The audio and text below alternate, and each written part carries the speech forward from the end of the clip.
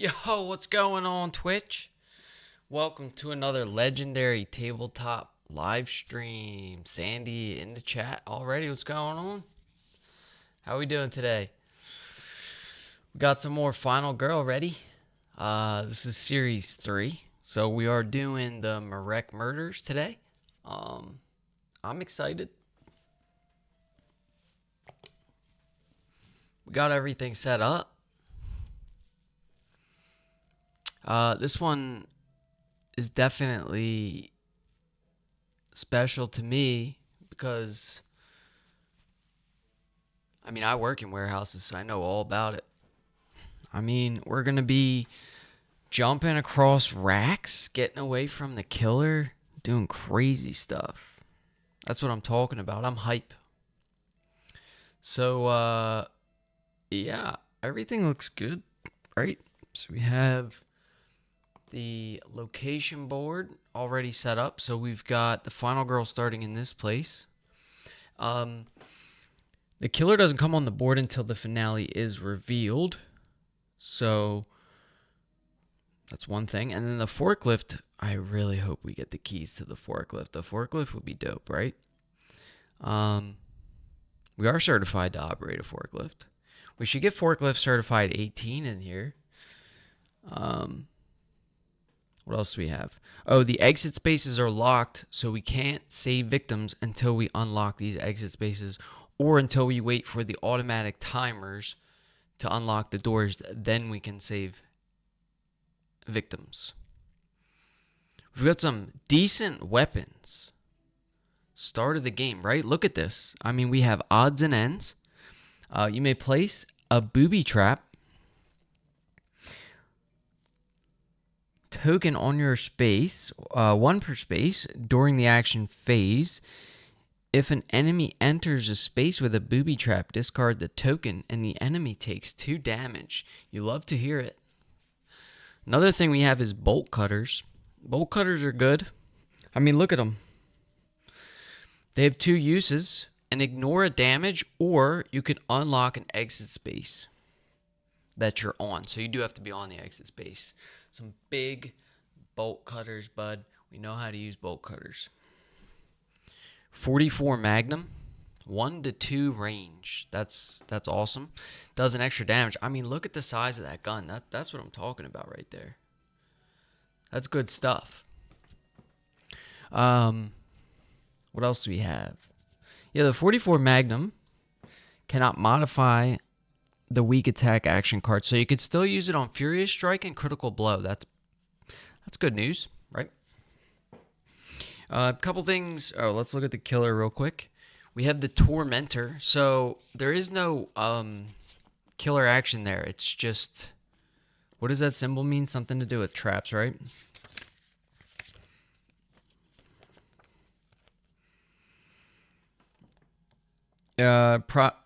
Progressing death traps. Oh, okay. So when we see that symbol, we progress a death trap. So we already have our first victim here on the start position of the first death trap. The first death trap we have is swinging blades. Now, we have to figure out how to disarm this trap. And it says first, time the blades. So we spend 5 time during the action phase, and we complete this first part. Then we cut the rope. So we need to do 2 damage to the ropes, right? And then we need to dive to safety. So if we move 2 spaces on a movement card, so a walk, sprint, then we disarm the trap. And what happens to the victim? We don't know. Disarming a trap. Let's see. Escaping death traps. Each death trap has a series of tasks that needs to be completed to escape.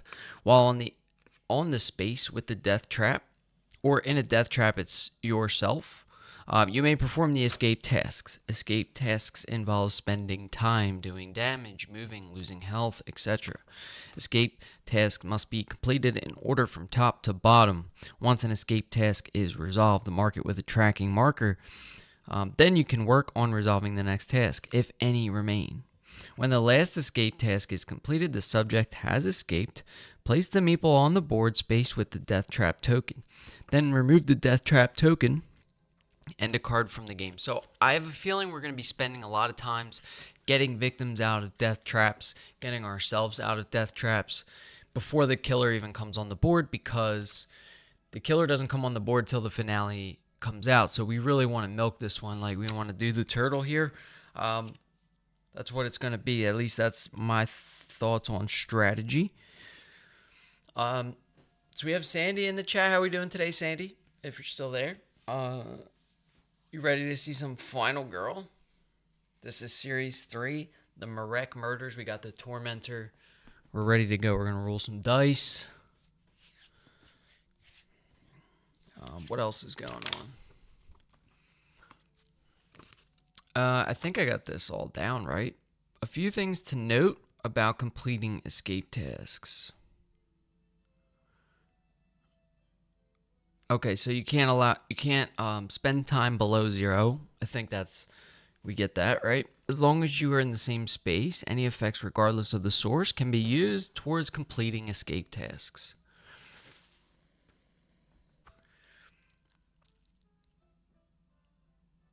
I think we're good.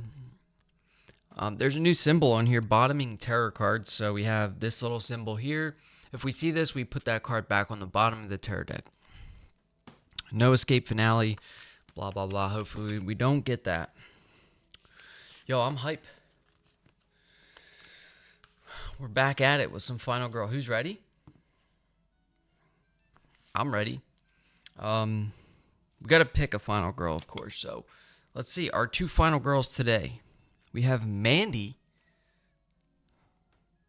and Cassie. Thoughts on those 2 Final Girls, without looking at their ultimates.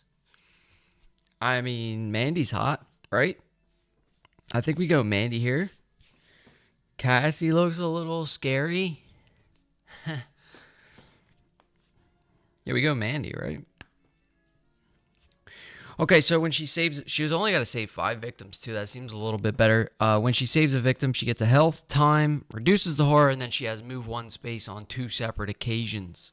Let's check the ultimate ability.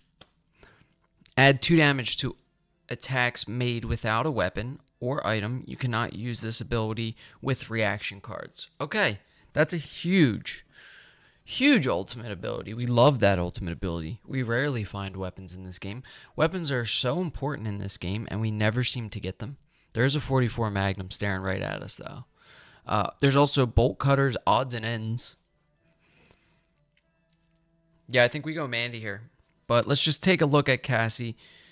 Cassie has 5 health. She takes a sprint card, moves a space, gains a health back, takes a distraction card, moves a space, and reduces the horror by 1.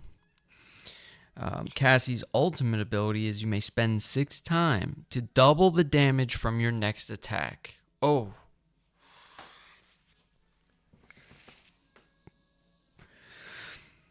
Including damage from weapon modifiers. You cannot use this ability with the reaction cards, or if it would take your time below 0. Okay. The choice has been made. Our Final Girl is Mandy. We get 5 health. We've already chosen final health tokens, so we're ready.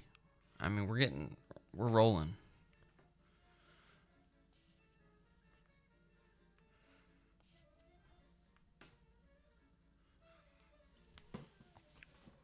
I'm in there. Okay.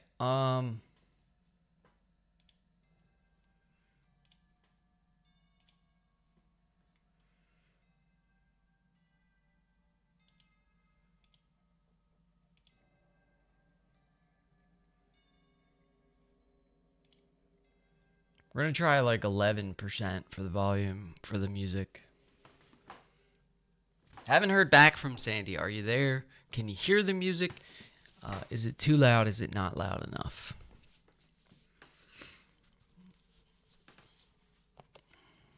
All right, we start with the regular 6 cards, folks. What's going on here? Why can we not see the whole board? Why does it feel like we can't see the whole board? Like, is that normal? Let's go to the cards section. I guess everything, get that cord out of the way. Everything's decent here, right? We're fine with it. Let's keep going.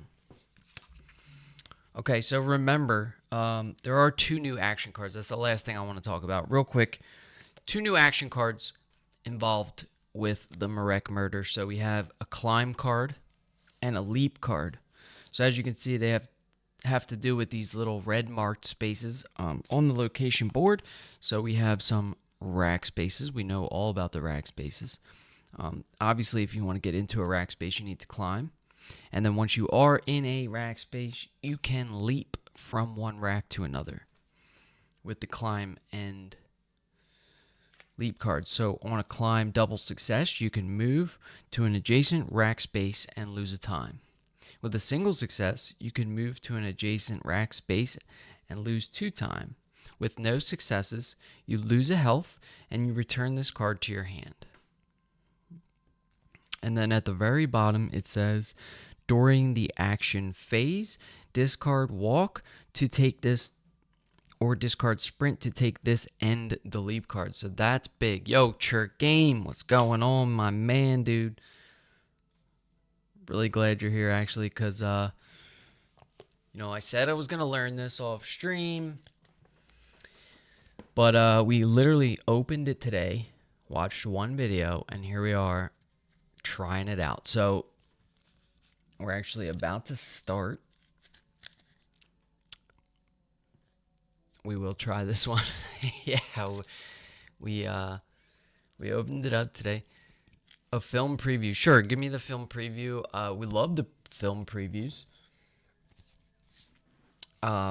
This one hits home for me. I'm not gonna lie. I work in the warehouse, so we know all about the racks. I'm gonna be jumping from rack to rack. I mean, check these racks out. We build racks.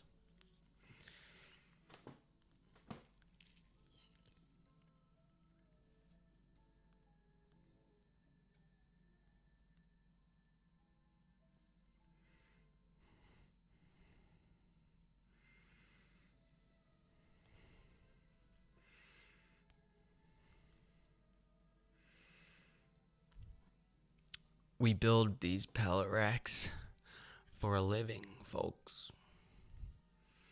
The killer is based on Jigsaw Killer from the Saw franchise movies. Is it really? I never would have guessed that. I mean, was Saw in a warehouse? I could have sworn it was in like a... If it was a warehouse, it was a super small warehouse, I'm not gonna lie. And I never saw no racks. I guess I only saw the first couple ones. So... She is holding a drill, our killer. I suppose I should have got it from the mask. The killer uses traps to kill the victim, but always with a way to escape them. That makes a lot more sense for Saul, right?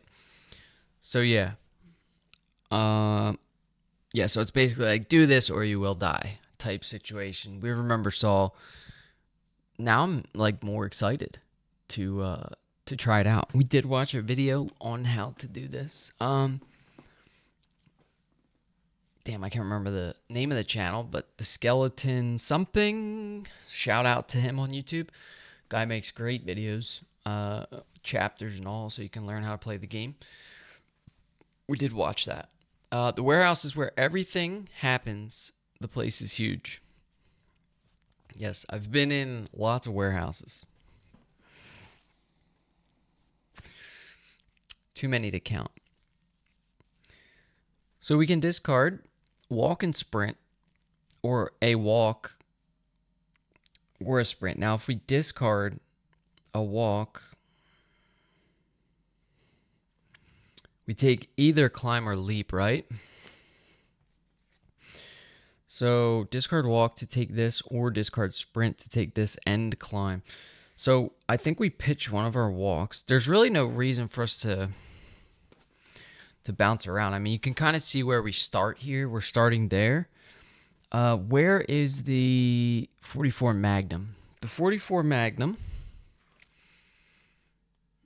is in the manager's office. The manager's office is on the other side of the warehouse. So we may or may not make it there.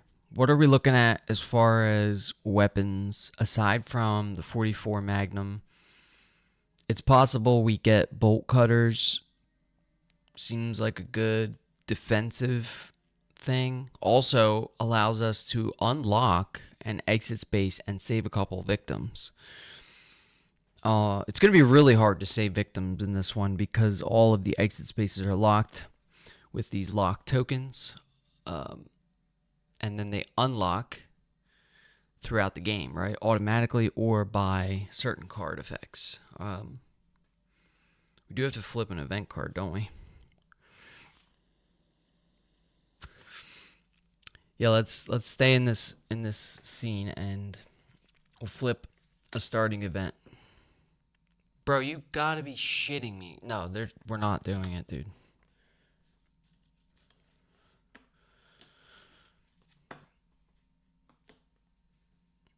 Yo, turn 1 event is you're not going anywhere. I mean, I guess it's better to have that now, right? For anyone who's played the game, I swear they mentioned that one in the rulebook. That is just my luck, too. Like, I did shuffle the event deck, and we pulled that immediately, bro.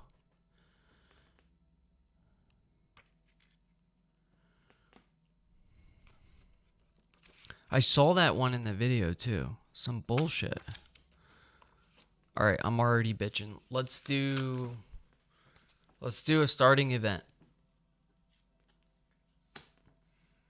It has been 0 days. We love those signs in the warehouse.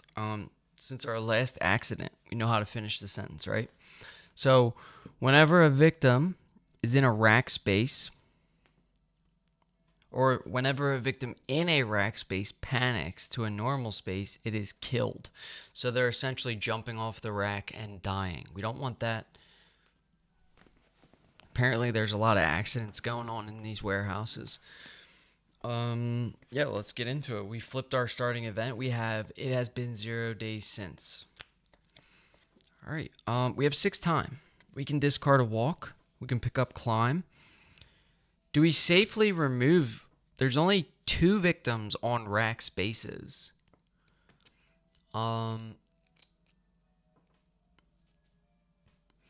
Special setup from killer, if I remember correctly. Yes, so we do have the trap from the killer space. We have swinging blades.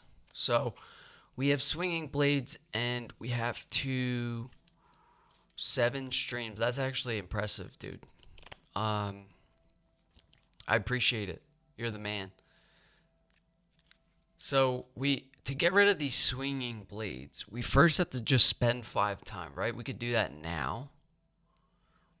And then we have to do 2 damage. So, yo, W's in the chat for Chur Game. 7 streams in a row. This guy is the man, right?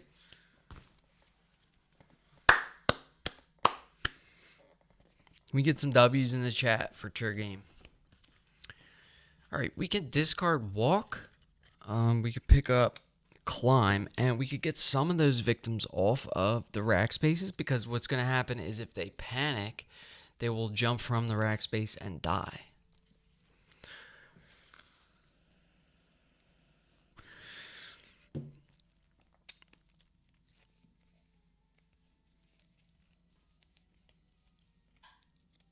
Remember, +1 rolls that help disarming traps if an untrapped victim is with you. So we will get an extra dice in trap. Oh, that's right. Okay, so yeah, you just reminded me of something actually. So the swinging blade traps actually does have a token for it, right? And we have to put that trap in the actual space. Wow, they gave us a lot of lock tokens here. I'm glad you said something because... Okay, here is the swinging blade trap. So the killer started in this space. So this is the space with the swinging blade traps. Yeah. So if we go there and there's a victim in that space. All right. But my question is like, is it the victim that's in the trap can help us or an... Oh, it's an untrapped victim. Okay, an untrapped victim. Got it. Do we just spend 5 time? I guess we have to get there first, yeah? We've got to get to that trapped space and get that victim out of the trap, right? Because, I mean, if you look at the stuff that happens... I mean, look at all that bad stuff that could happen to us. Like, we could reduce or increase the horror, lose a time. Increase the horror, lose a time, death. And then when he dies from the trap... increase the horror again. So we don't really want that. We have to come up with a game plan for the start of this game. Like what do we really want to do? We want to unlock these doors. I really want the bolt cutters, if I'm honest, because that's like a free unlock, right? I want the bolt cutters, the 44 Magnum. We don't care too much about the odds and ends.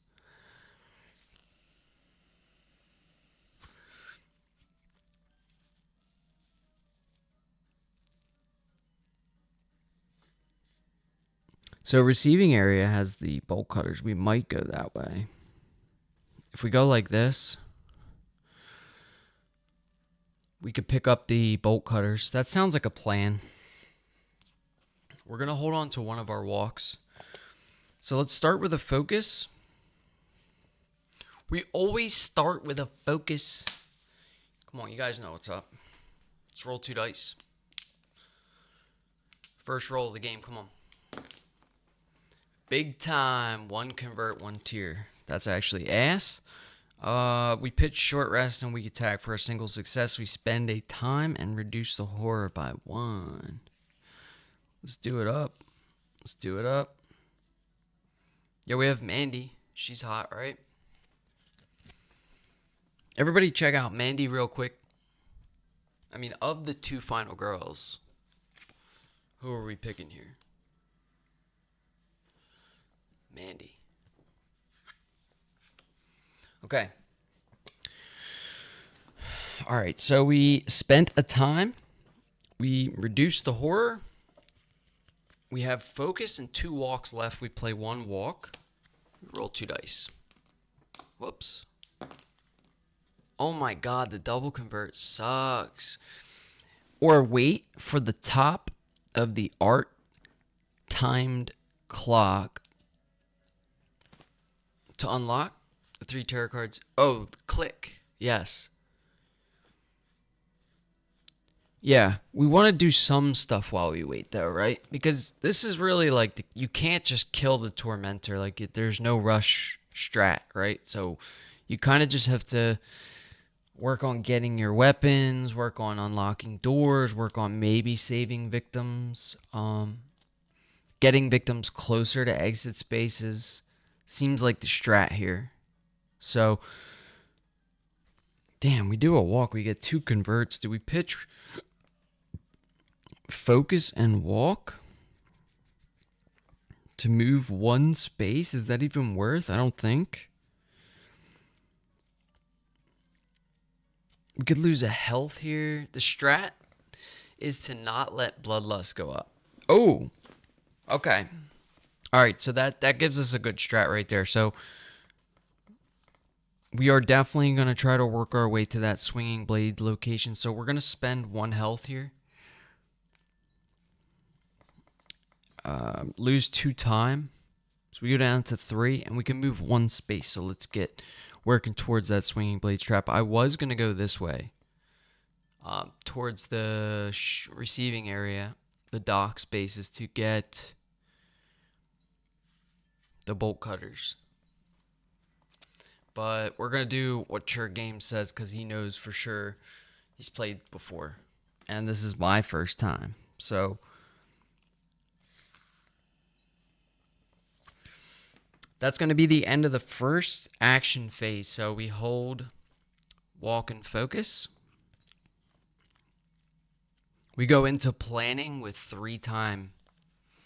We could discard a walk, right? We have to do this during the action phase, actually. We can't do it during planning. So let's hold on to walk and focus. Maybe we do it next time. We have 3 time. Let's pick up a sprint and a close call.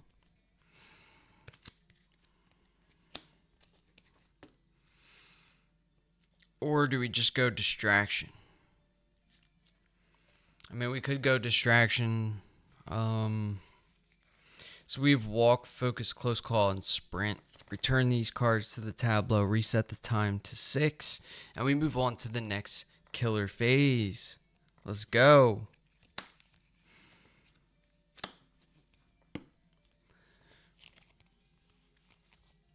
All right, we're going to resolve the killer action.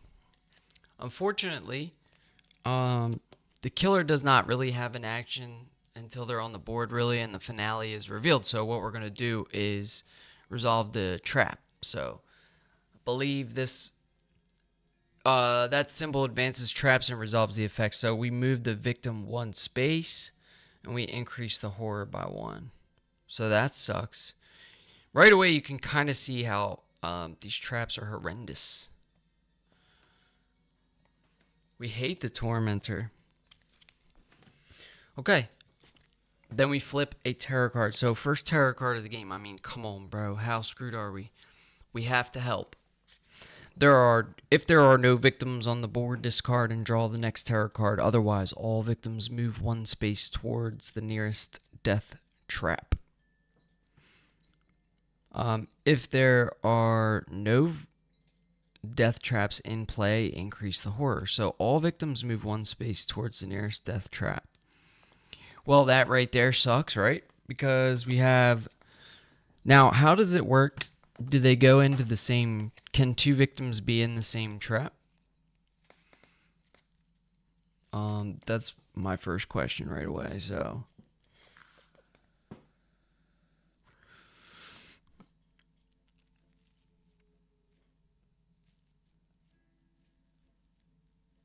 Oh, I see. So they just move into the space, correct? Bam. Once again, we would not be able to play this without your game. Everybody, W's in the chat. Same space, but untrapped. Damn, dude. All victims. All right, so we've moved these 2. These guys are going in the racks. I mean, 1, 2, right? 1, 2. So we can put these 2 in the pit. This one can go in the rack. +1 rolls that help disarming traps if untracked victim is with you. Okay, so they will help us disarm the traps, which is very nice. We're gonna move 1 space. Gonna move 1 space. Gonna move 1 space. Damn, they are just running towards that trap. We don't like to see that. Is this 1 big pit space? It is 1 big pit space. So we have 3 victims in the forklift there.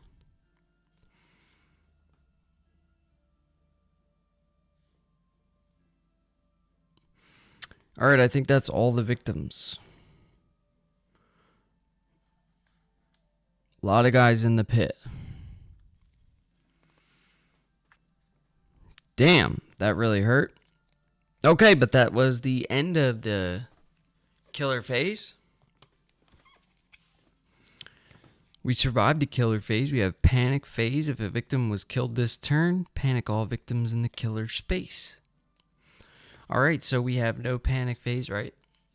Do we do anything special during panic phase? Whenever a victim in a rack space panics to a normal space, it is killed.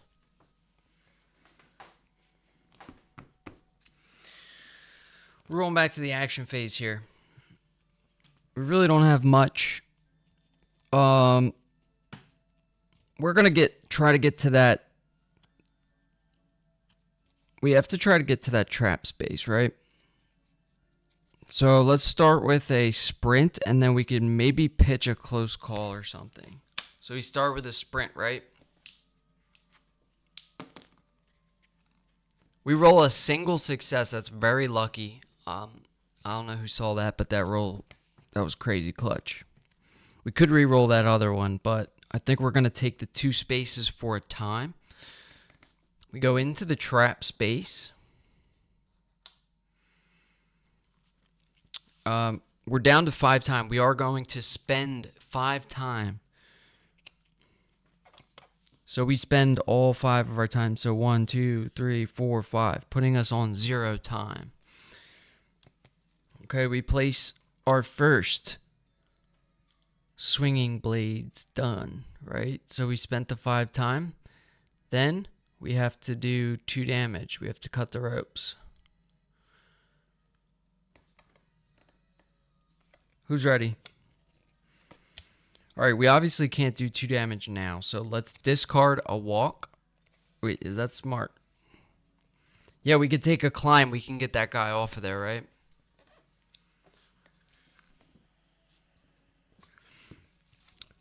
We discard a walk. We take a climb. And then we have climb, focus, close call. Planning phase with no time. We reset to 6. Return these to the tableau. Take our free cards. Sprint goes back. We have a lot of cards at our disposal now. Next killer phase. We're going to advance this. Killer phase. We do the trap thing, right? So this guy moves. We lose a time. Go down to 5 time. We flip a terror card. You don't deserve to live. If there are no victims on the board, discard and draw the next terror card. Otherwise. Alright, a victim.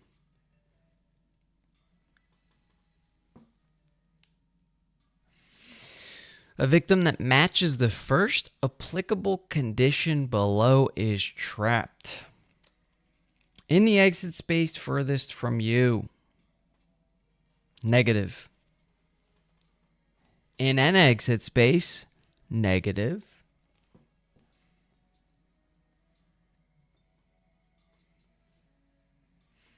In a space adjacent to an exit space.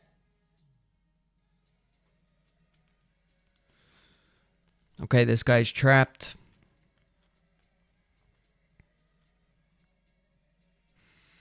Can you have multiple traps out? Would be my next question.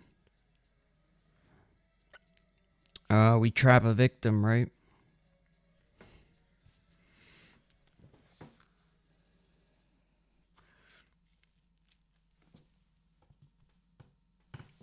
We're gonna have to make space over here, bud.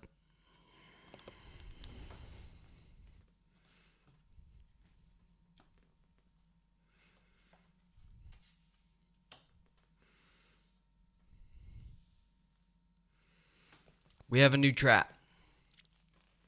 The infestation box. This is disgusting. Okay. First we have to break the lock, which is 2 damage, and then we open the box by spending 3 time, and then we pull the victim free by moving a space. So the victim adjacent to that exit space on the location board, this guy is trapped. Comes off the board. I wonder, should we just move this stuff over here, guys?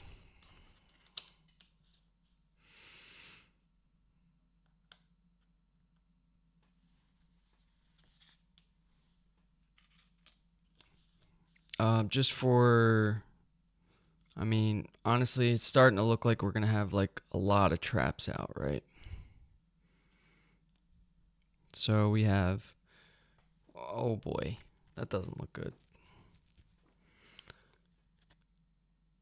Yeah, now that looks like shit. Let's move it back over.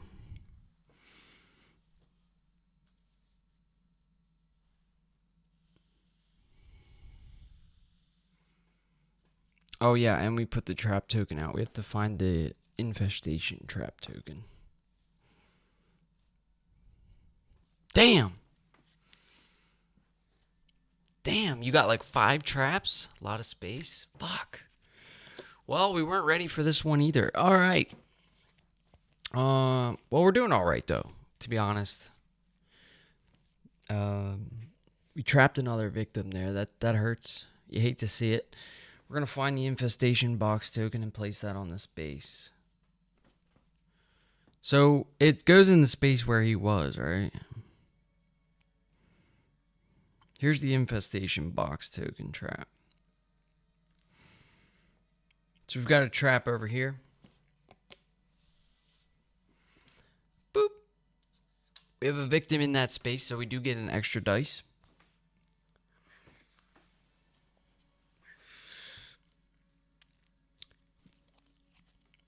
And then we trap the victim. All right.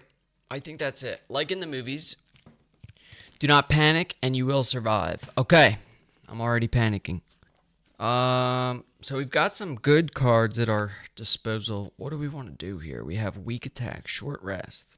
We can't do 2 damage yet. I think we should try to focus on getting Furious Strike so that we can get that 2 damage so it's possible.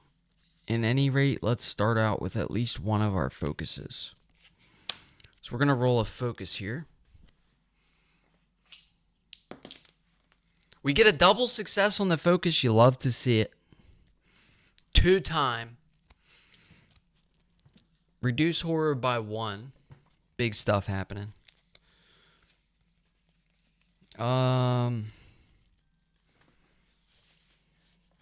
Yeah, so unfortunately, we can't do 2 damage with just a weak attack.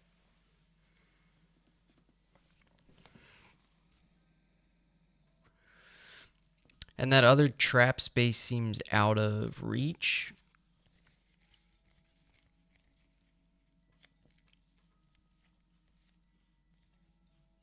There's no reason to climb right now, right?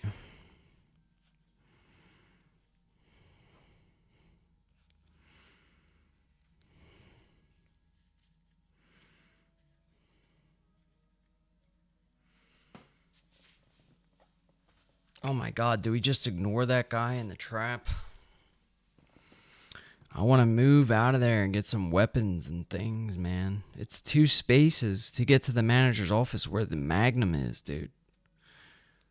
I mean, the Magnum don't help though, right? Not in this case.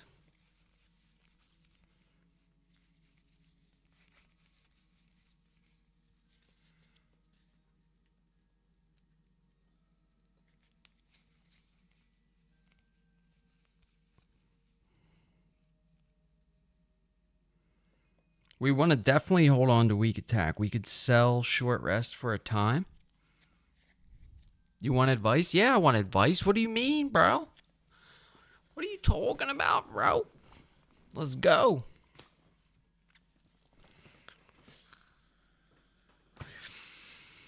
Do not leave the traps alone. Yeah, because I'm in that space with the trap and I've already started to work on it. I just...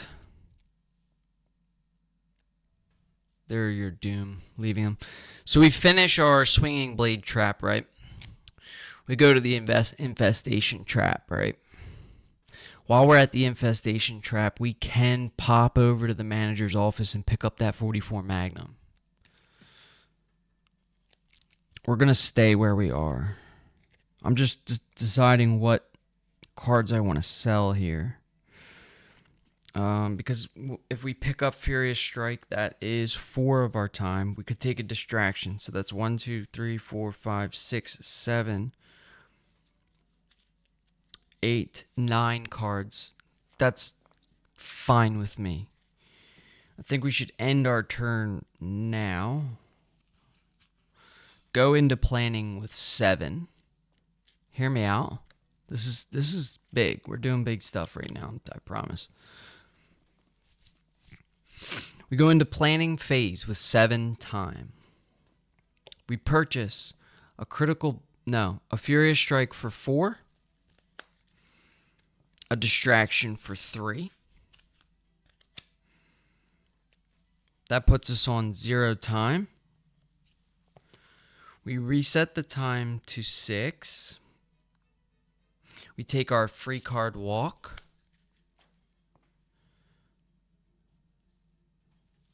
We return focus to the tableau. We do next killer phase. So we're going to advance these trap tokens. So we have the infestation trap advancing 1. So increasing the horror by 1. We were so close to rolling 3 dice. And then this trap, swinging blades trap, is going to increase the horror by 1 again. So we're up to 4 horror. Horror goes up to 4. Boom, boom, we're done. All right, we flip another terror card. This is bad news. Prepare. Click. Good news. There it is. One of the warehouse doors has opened. All right, so this is the first click card we've gotten. Could be good, could be bad. Let's see what happens.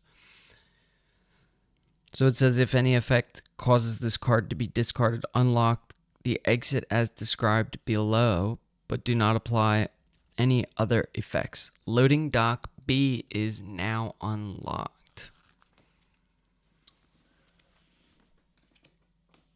So we've gotten our first click card.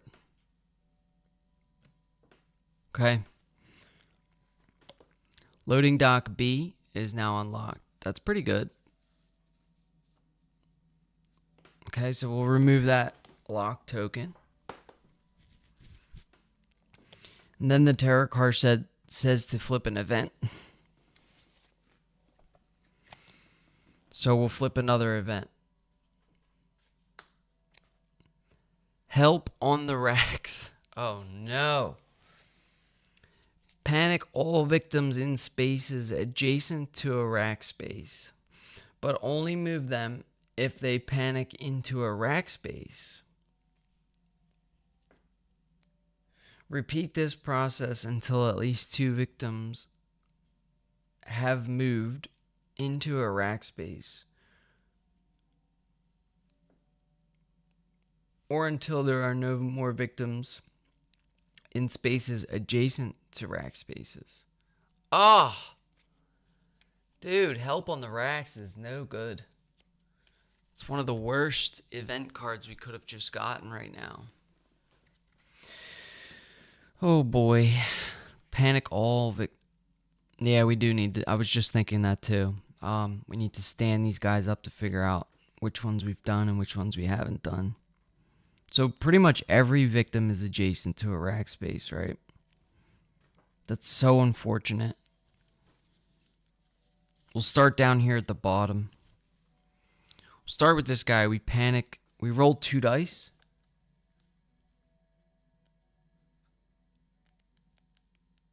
No, that's for the pit. We rolled 2 dice to panic guys in the pit. Well, that is going to be a lot of them. Every victim except for the guy that's already in the rack, I figure. Now, does he count as someone that's already in the rack space?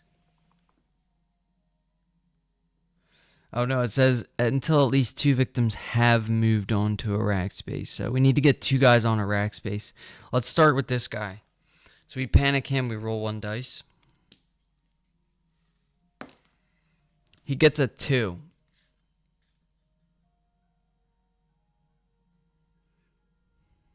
So he actually panics this way, and then we'll stand him up.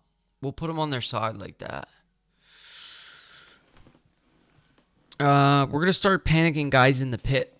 So we've got to do this quite a few times. So let's roll a bunch of dice. So we have a 7. There's 1 guy. So this guy from the pit is going to panic to this rack space. So that's 1. Only panic to a rack space. Okay, this guy panicked.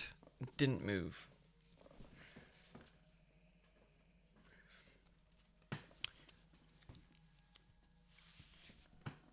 Let's go again. I feel like this is going to be over.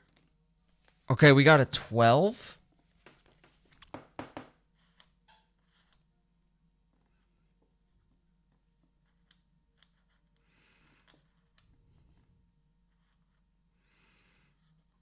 He's going to stay. Let's go again.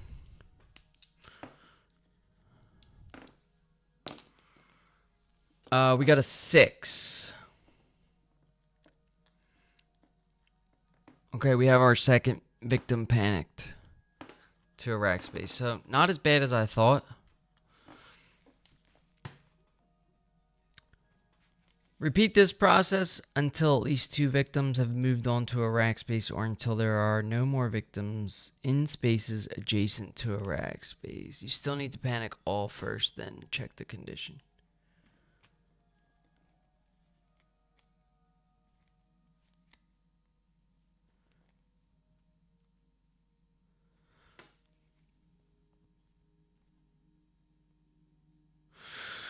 Okay, so then we keep going, I guess. We got a 5.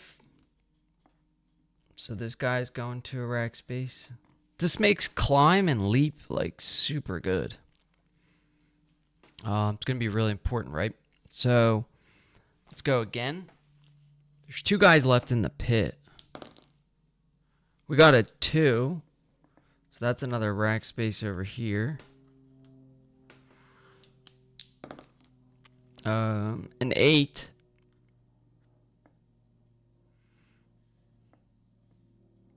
Another rack space guy. Okay, let's do the guy. Well, he doesn't panic, right? So let's do the guy that's in our space. That kind of sucks. Oh, we're only supposed to roll 1.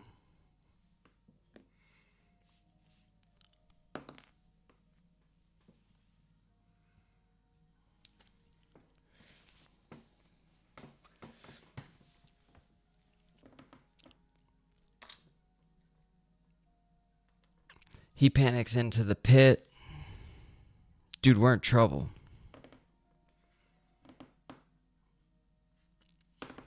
Two more guys to do. 3. So this guy doesn't move. 6. Okay, that's the end result.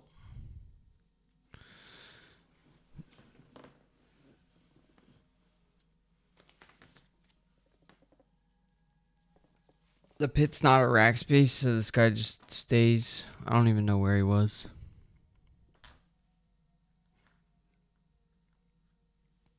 Where was... Yeah, I don't know where he was. My space? Oh, that's tits. Thank you. All right. We take it. Okay. Fuck that event card, bro. Am I right? It's like pause the game and roll the dice for 10 minutes to figure out that you're fucked in the end anyway, right? Like, come on, man. I want to do some head chopping. It still doesn't end. Draw the next terror card. You gotta be fucking kidding me. Dude, this game is ass. I'm about to quit. Already, man. I was like, yeah, man, we might get back into some Final Girl today. No! Let's play a game. Let's not play a game. Alright, let's see what happens.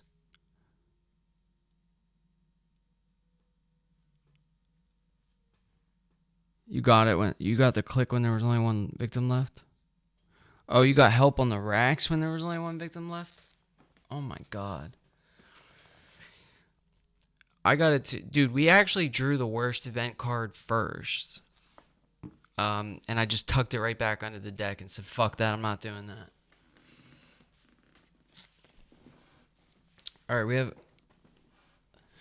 we have let's play a game.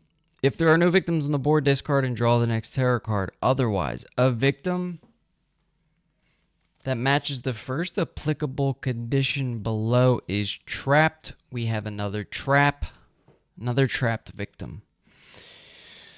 Okay, in a searchable space furthest from you, no. In a searchable space, no. In a space adjacent to a searchable space.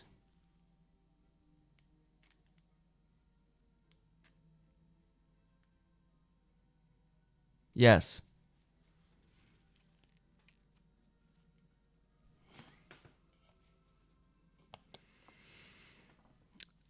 This victim is adjacent to a searchable space, so he is trapped.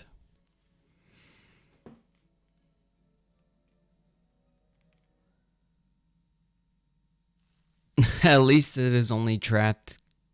Could be worse, believe me. Yeah, I have a feeling it's going to get much worse, buddy. Much worse. So this victim goes into the next trap. Let's draw another victim trap card. So where the hell are we supposed to find the space for all these traps, right? So we have another victim trap. So we have reverse bear trap. Sounds crazy, right?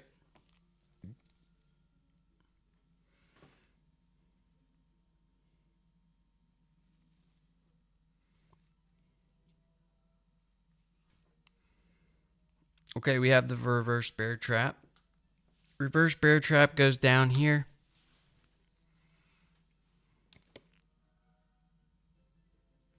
Classic for the Saw franchise. It is starting to feel a lot like Saw movies. Okay, so for the reverse bear trap, we first have to find the key. We have to spend 4 time. And then lastly, we unlock the mechanism by spending 4 time. That's going to be the easiest trap yet. Dude, we might be able to get him out of the reverse bear trap.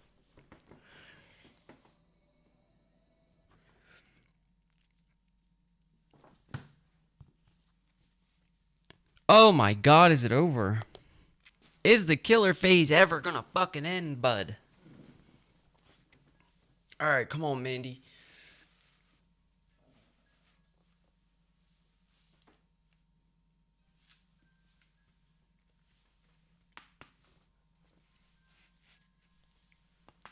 Oh. Let's go, Mandy. Alright, I had plans. They got destroyed by something. Like 5 Saw movies uses it. Or have a reference to it. What, the reverse bear trap?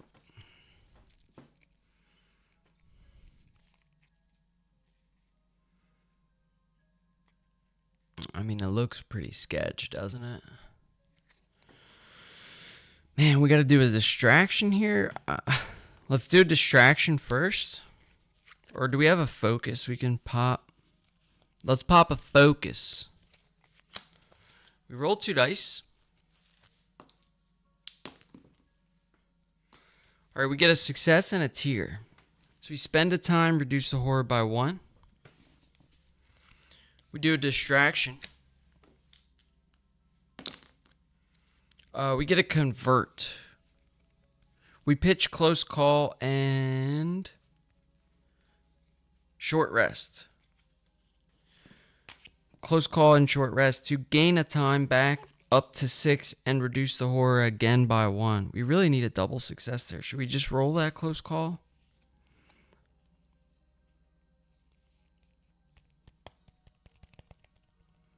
No, we're going to play it safe. We're going to pitch.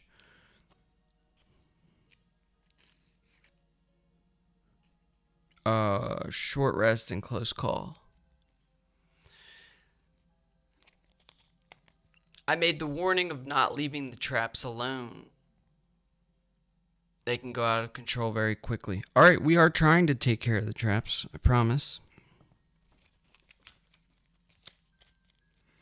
So we gain a time back up to 6, reduce the horror by 1 down to 2. We don't have another focus though. So I think we do Furious Strike, trying to perform the second step to cut the ropes. We can roll an extra dice because we have a victim in our space. We get a single success. Gotta be fucking kidding me, bud.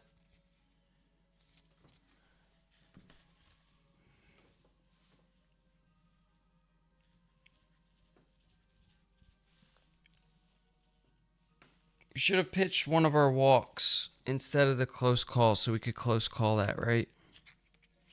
We're doing that, man. This is bullshit, I'm telling you.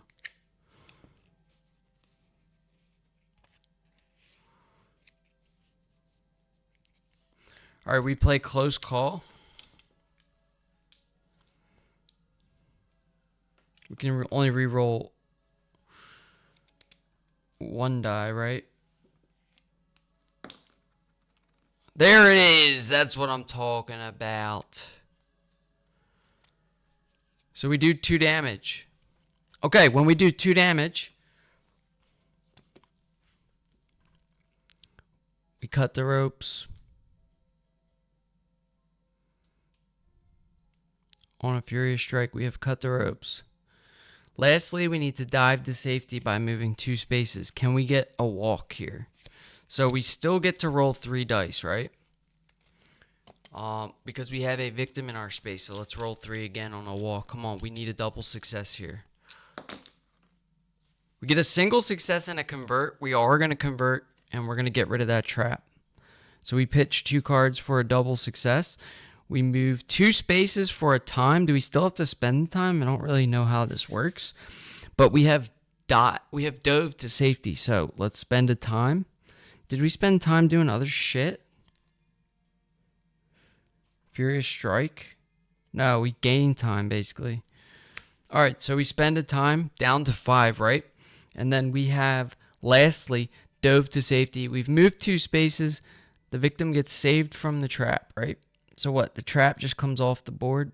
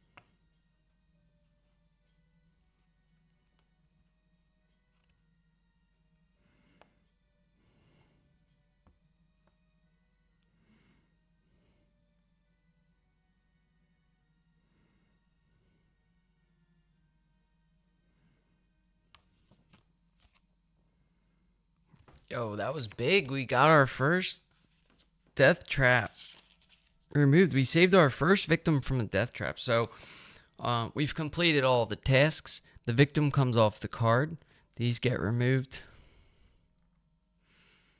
The trap goes back in the pile, I guess. Or we have like a discard pile or something. We're just going to put it on the bottom of the next one. That's fine with me. God damn, boy. Alright. So we have removed the Swinging Blades trap. Now we have a bunch of victims in our space. Big stuff. That's what I'm talking about. Get them traps the fuck out of here, boy. Alright, where do we want to go next? The easiest one is the reverse bear trap. We have no cards remaining, so we have to... That was probably over 10 cards, too, we had. So let's do a quick count. No, we had 9. We counted that already. So we go into planning phase with 5 time. So we're definitely going to need a sprint, right? So we'll pick up a sprint. Yes, we remembered the +1 dice. Thank you, Game. We had to use a close call on one of our dice, but we got out of the trap. We successfully removed our first trap. And yeah, the +1 dice definitely helps, but... We really need to get that horror up so that we're rolling 3 and then 4 on a trap so we can just knock these traps out of the park. I mean, we are one horror away from rolling 3 dice, and I think that's going to improve the quality of the game a lot. For any of you psychos out there that play fucking, what is it called? Extreme horror mode? Yeah, we don't play that. We don't understand that. we're not on your level, obviously. So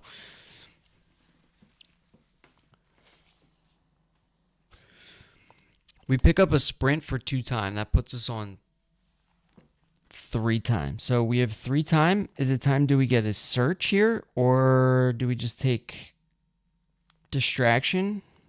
Improvise is decent, right? Until this action phase ends, all 3s and 4s are successes. For the next horror roll, only for the next horror roll only, all 3s and 4s are successes. That could be good for a trap thing, but I'm sort of thinking we go. Do we go infestation trap next, or do we go from the pit right to the reverse bear trap?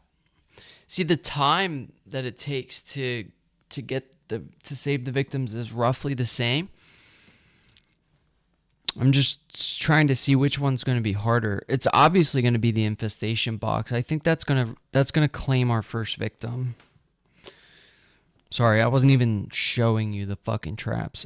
Infestation box is easily going to claim our first victim, right? So if we look at that as how hard is it going to be to save that victim, 3 more advanced trap spaces on both, so reverse bear trap and infestation box.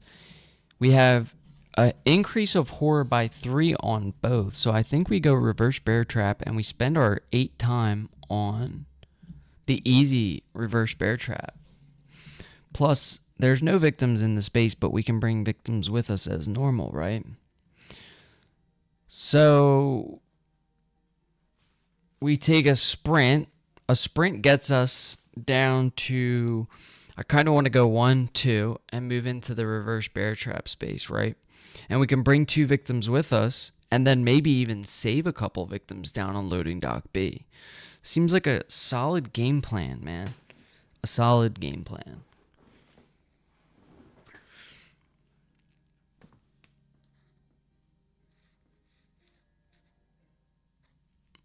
Sorry, I know it's tough to see where these victims are. I'm even forgetting myself.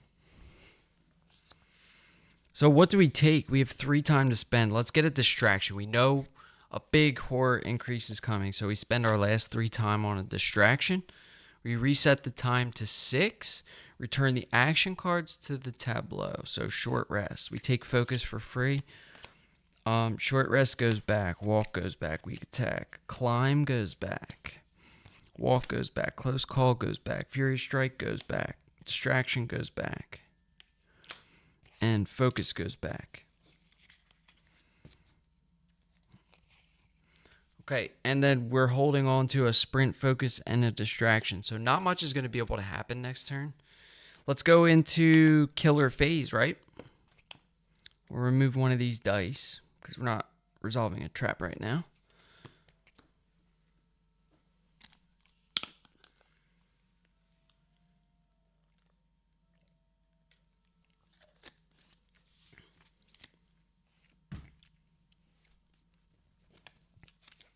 Killer phase. We advance. 1.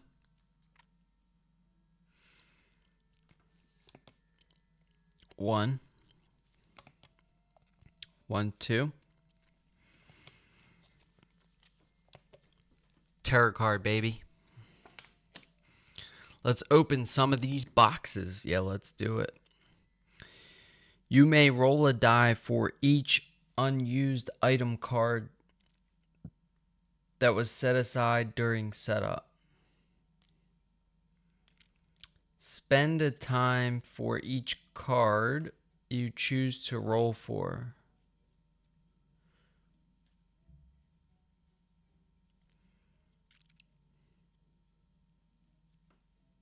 I'm sorry, I'm not following. Hold on. We're having a bit of trouble with one of these tarot cards. You may roll a die for each unused item card that was set aside during setup. Okay, we have some item cards that were set aside during setup. There is 1, 2, 3, 4 item cards set aside during setup. Okay, let's read the rest of the card. Spend a time for each card you choose to roll for. A 1 to 4, do not reveal the item. It remains out of the game. A 5 to 6, reveal and take the item. Oh, this is big. We might be able to get some fucking free items here, dude. Big time.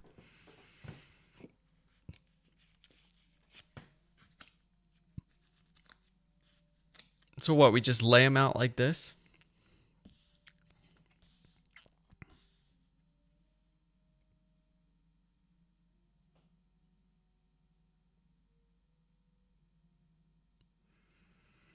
So we have 4 total dice we're rolling, right? Big time. Big time. Come on, guys. Yo, this might get us some good shit. That's what I'm saying. Yo, come on. I'm ready. Let's go. Look at that. 2 6s and 2 2s.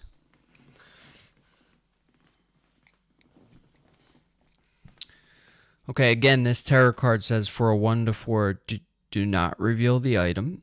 It remains out of the game. So 2 of these items have to be put back out of the game. So let's just go 1, 2.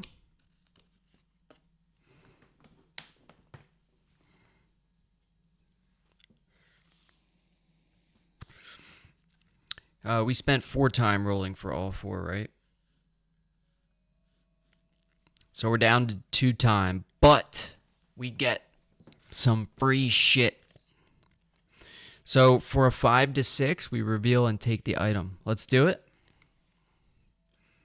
So that was actually a majorly helpful tarot card. So we'd love to see that. We'd love to see that. We got some free items, right? Let's flip. Let's see what we have. We have a fucking chainsaw, folks. That's what I'm talking about right now. 3 damage. The chainsaw may be used to modify reaction cards. When you use the chainsaw, add end your turn effect to the end of the action card result. Huh? Oh, the chainsaw may not be used for reaction cards. Okay, so this is a 2-handed chainsaw, baby. We're going to be cutting folks up. That's what I'm talking about. We'd love to see it. Chainsaw's big. We had a leaf blower outside during one of the games. Maybe we might hear a chainsaw. All right, that's 2-handed. We take that. We equip it right away. Let's look at our second free item. Boom! A bowling ball. Bowling ball seems thematic. Mass times acceleration equals I need to get up on the racks. Okay, I love the stuff they write on these cards. During the action phase, while in a rack space, deal 3 damage to an enemy in adjacent space. So we could drop this bowling ball right on somebody's head and just squash them. Big time bowling ball, folks. We love the bowling ball. It's got a little squiggly smiley face there. Solid, big time bowling ball. All right, that's going in the backpack. So we just got some dope items. Well, that was awesome. Great killer phase. That was actually perfect killer phase. It couldn't have gone better. Okay. Panic and upkeep doesn't really happen. Oh, we have to discard this card. This card is just staring me in the face. Bothering the shit out of me.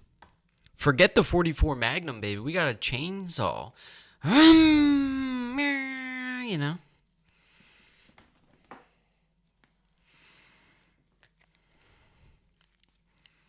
All right, we could start with a focus. We have distraction, focus, and sprint. We start with a focus. We roll 2 dice. Single success and a convert. We spend a time. We're down to 1 time. And we reduce the horror by 1. Let's try a sprint. No success on the sprint, so we move a space, spend 2 Oh, we can't spend 2 time.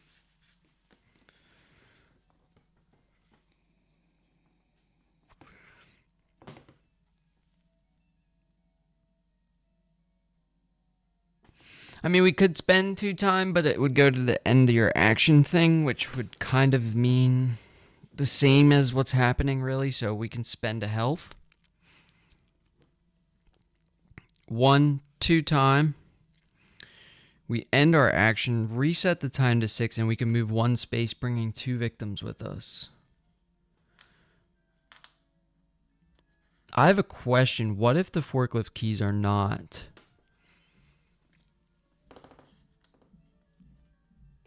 in the... So we move 2 victims from this space to this space, the pit.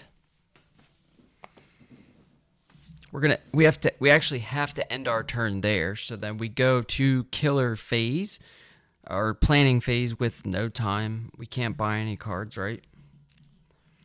We just get the free cards back during the planning phase. We return the cards to the tableau, so we have sprint and focus going back to the tableau. And we're on to the killer phase, so we have to resolve the killer action. So the trap situation, the infestation box is going to pop this victim for 2 horror. That sucks, plus 2 horror. That's horror being reduced by 4. 4 horror, so 1, 2, 3, 4. Damn, we're down to rolling 1 die. That's fucking blows. One more time on that trap and they're dead. We have to somehow get 8 time to get that guy out of that trap. It's a shame we didn't get any items that help with the traps, right?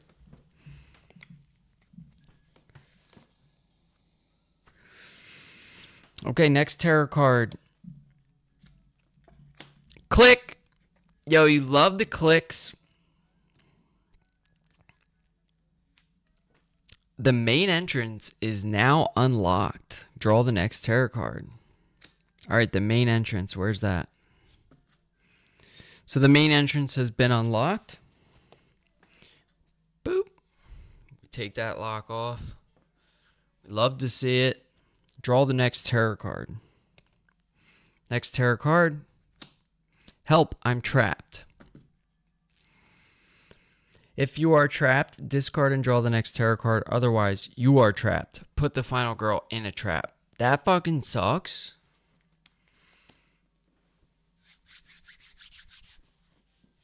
Final girl's going in a trap, fellas. What do we do? Okay, at least there's victims in our space, right? We have a super saw.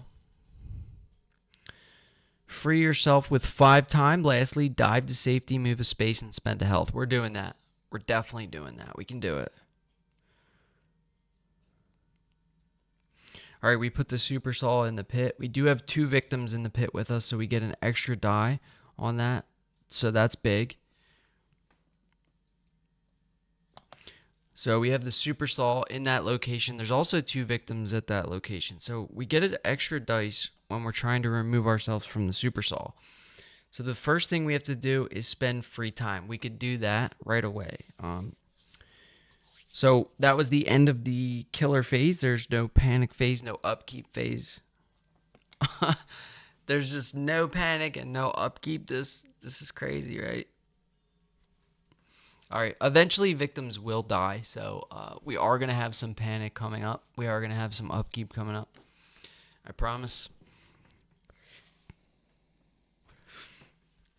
We move on back to the action phase. So I think we want to get out of that super saw immediately. So the first thing we're going to do is spend 5 time.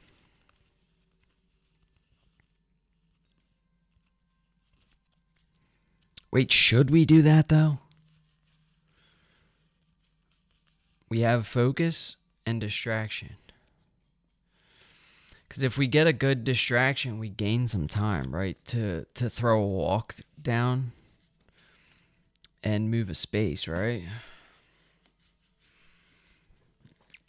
We are running out of health. We may have to do a short rest here soon. So if we want something not to pitch, it would be short rest. Let's start with, let's spend 5 time. So we go down to 1 time, right?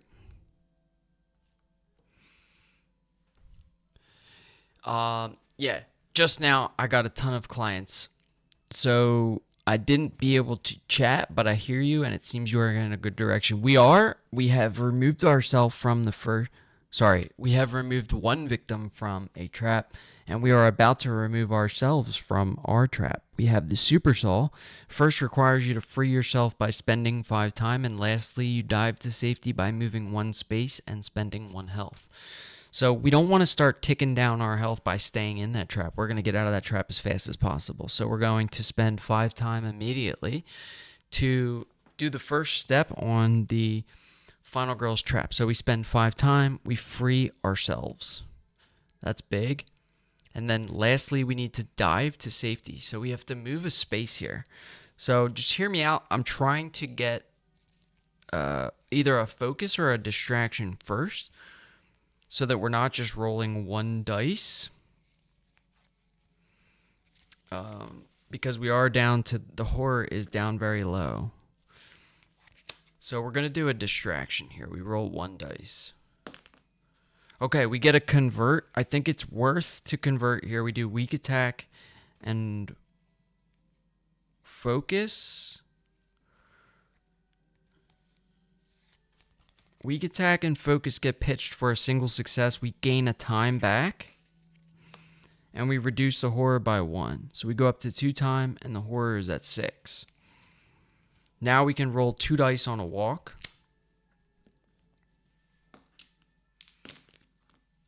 We get a single success and a convert. All we need is that single success. So we spend 1 time to move a space. And that moving a space, we spent the time. So bada bing, bada boom. Oh, there's victims in this space. Hold on. He's right. So we get the 2 spaces. But any extra movement is null and void, right? So on, like, if you're trying to remove, like if you're getting out of a trap or whatever.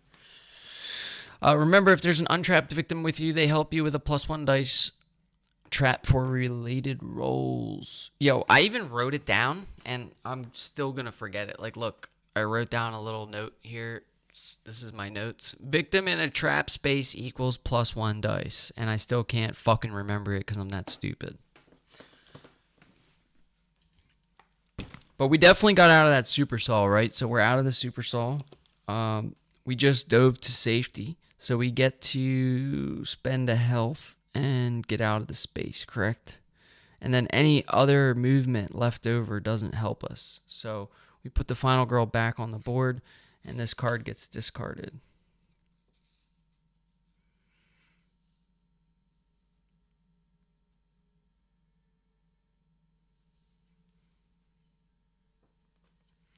The event made half of the note untrue. Victims move to rag spaces freely for no damage. I know. As soon as I pulled the first event card, that was that didn't matter, right?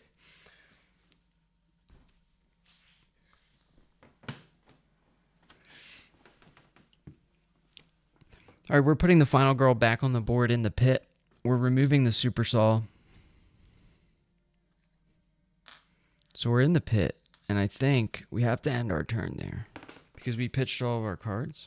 No, we didn't pitch all of our cards. We got a double success, but any extra movement is voided, right?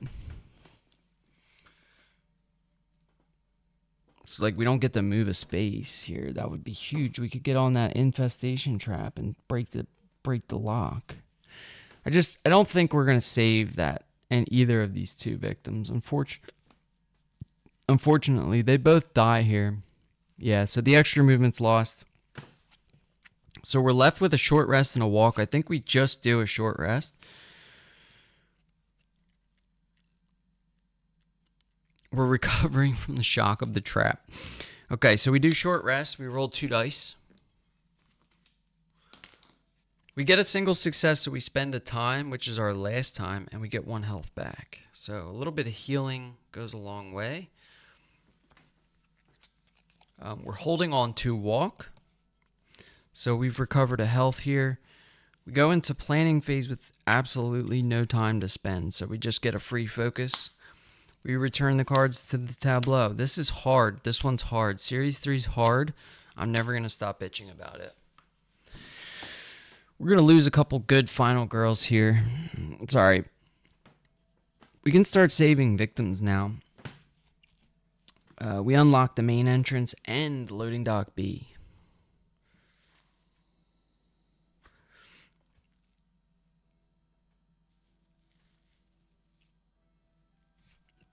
Okay. Killer phase. So these two victims are going to die this turn. Try to save victims. Less victims equals more predictable trap placing. Yes, we need to start saving victims. Okay, so we're going to do the killer action. Boop. Dead. Boop. Dead. So no victims are in traps anymore. I wonder, do the traps go off the board? I would assume they do.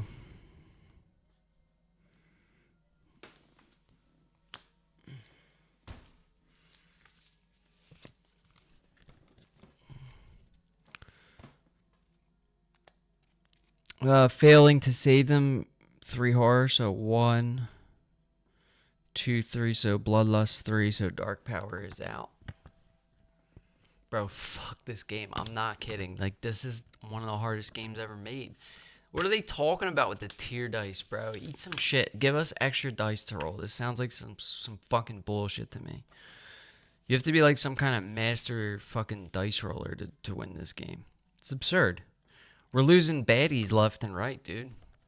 We're losing bad bitches left and right. Mandy's gonna die.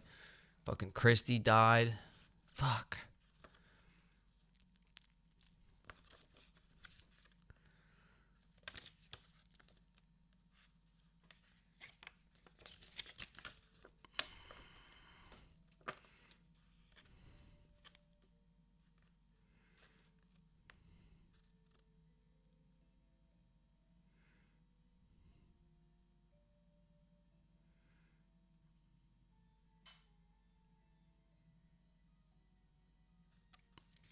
Yeah, we did the fail results. Yeah, and the bloodlust. That's what I'm saying, though. It made the bloodlust go up twice because the horror couldn't go down any further. So, first victim dies, horror goes up 2, so bloodlust goes up 1.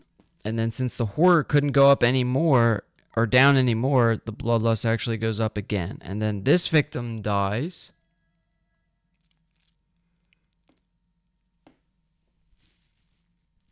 And then the horror goes up again, right? Because we can't move the horror up again, the bloodlust goes up again. So the bloodlust just ripped all the way to the top of the track from one fucking killer phase. God damn it. Alright, the dark power is now revealed. Overkill traps. When a victim is killed by a death trap, you and each victim in that space take a damage. What, bro? So they're just gonna... Okay, this is crazy. I wasn't leaving the traps alone. I solved one trap, and then I barely had time to move out of the space with the trap in it to get to the other trap before 2 people died. I'm telling you, man. Fuck you, Van Ryder Games. With your bullshit. Alright.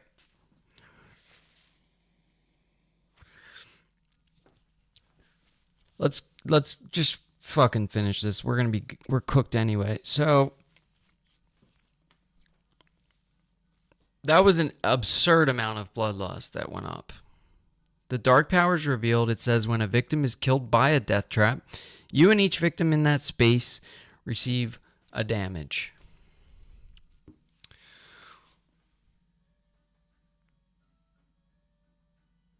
And just to put salt on the wound, there is a lose the progress card.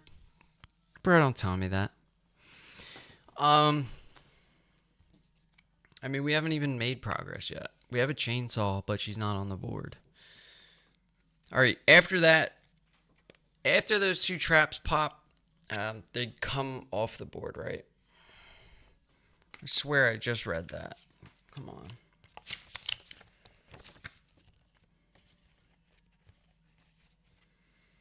When the final girl, whatever. During the panic phase, victims in a space with a completed death trap will panic. So there are none. In the upkeep phase, tokens and cards from the completed death trap are removed from the game.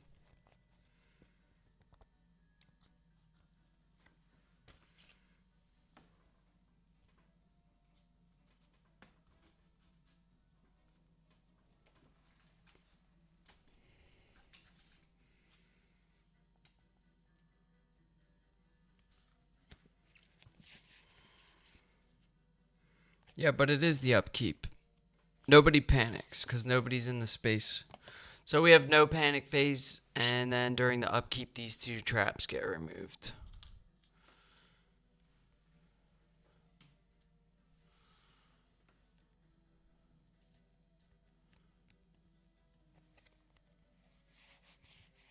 I don't even remember, dude. I don't even remember at this point.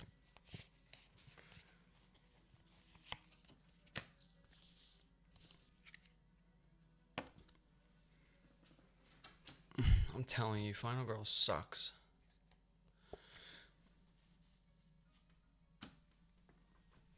It was only the killer action. So, we still have to flip a tarot card.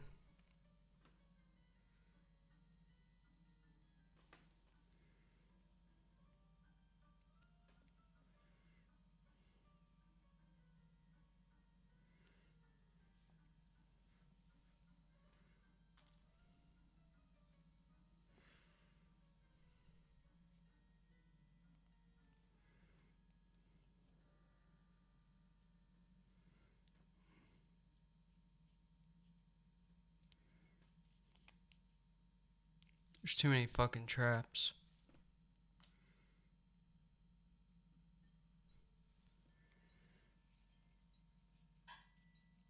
And why is there 20 fucking lock tokens?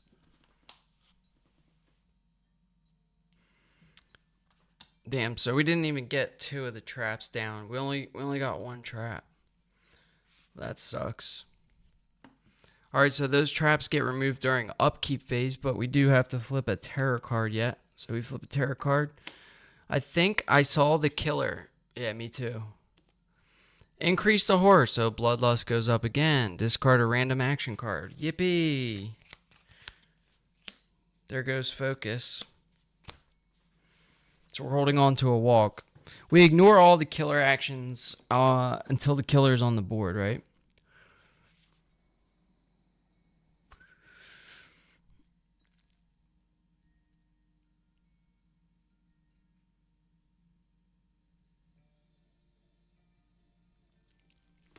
Alright, so then that's the end of the killer phase. Again, panic and upkeep is done, so we can remove these traps finally, for fuck's sake.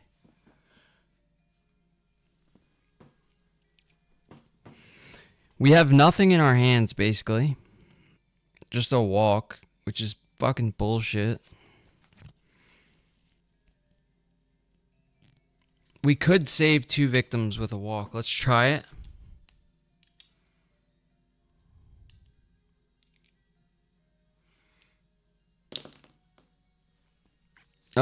We could move a space, but we would have gotten a double success if we had 2 cards to pitch. But we don't. Let's get out of the pit.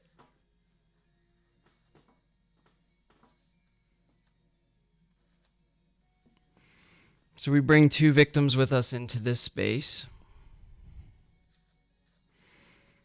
We go into planning phase with 5 time. We can take a sprint.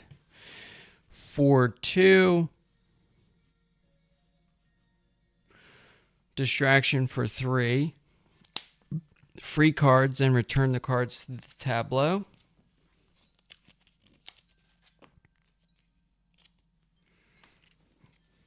Reset the time to 6. Next killer phase.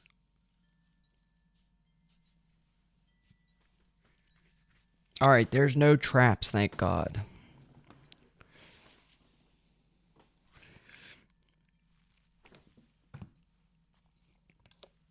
So we flip a tarot card.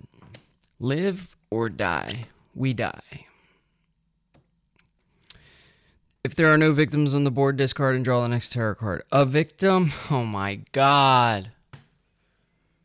A victim in the space with the most victims, if tied furthest from you, is now trapped. You gotta be fucking kidding me, bro. A victim in the space with the most victims, if tied furthest from you, is now trapped. So, one of these victims is now trapped. We pull a victim death trap.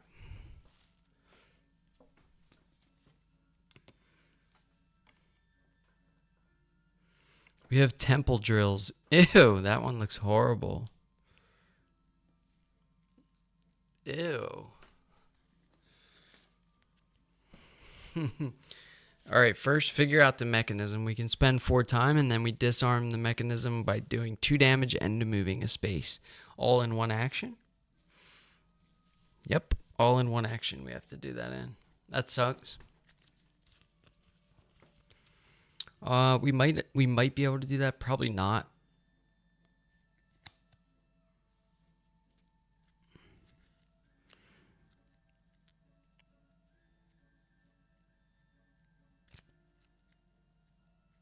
We can't use the bowling ball on that, but we can use our chainsaw. Chainsaw's got 2 uses.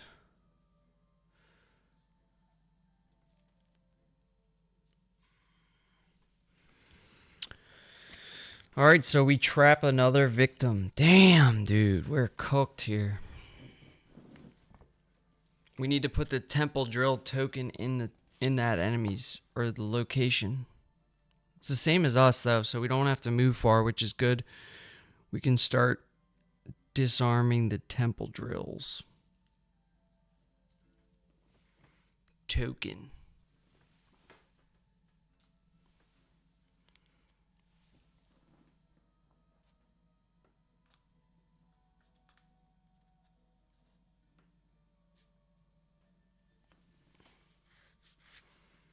Alright, so that token goes there. Firstly, we should figure out that mechanism, right? We'll spend 4 time to do that. 1, 2, 3, 4. We go down to 2 time. And we have figured out the mechanism. It's 2 drills and a fucking head clamp.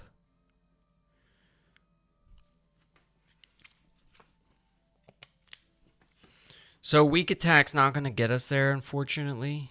I think we do focus distraction here. Let's start with a focus. We roll 1 dice. Okay, we get a convert. We pitch weak attack and walk. No, short rest, weak attack. We spend a time. Reduce the horror by 1 so we can roll 2 dice. We roll a distraction.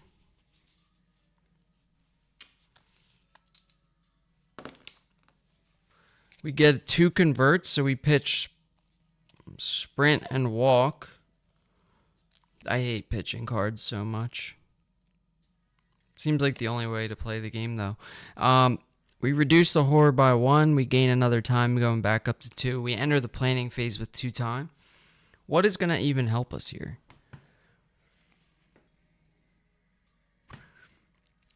I feel like practically nothing we buy is going to help. We don't have enough money for a Furious Strike.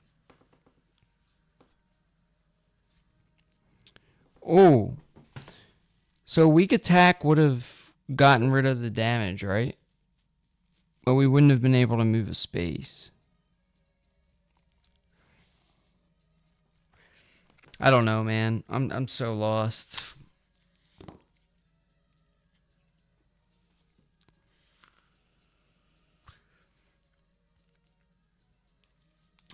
Buy it. They are partial successes. What? By what?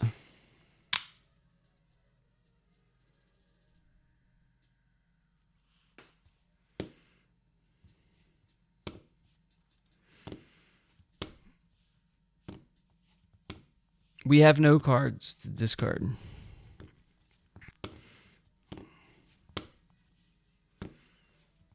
We end up pitching all of our cards from our fucking unsuccessful rolls. We have no cards in our hand.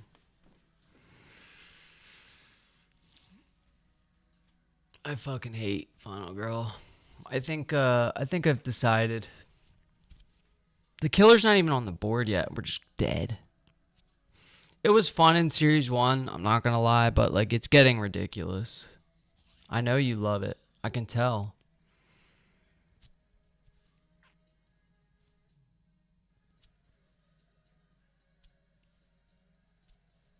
I hate it. Series 1 was fun when we were just running around Camp Happy Trails, just killing Hans the Butcher. Now we're just getting fucking eaten alive by fucking traps and dumb shit, dude. We have a chainsaw in hand and we're dead. Like, what's up? The killer's not even on the board yet. Like, come on, man. What are we really doing here? Bunch of trap mechanisms that we can't survive. All right, I'm done ranting. Let's go. So we have no cards. We could basically buy 2 close calls and then take walk and focus, right? Yep.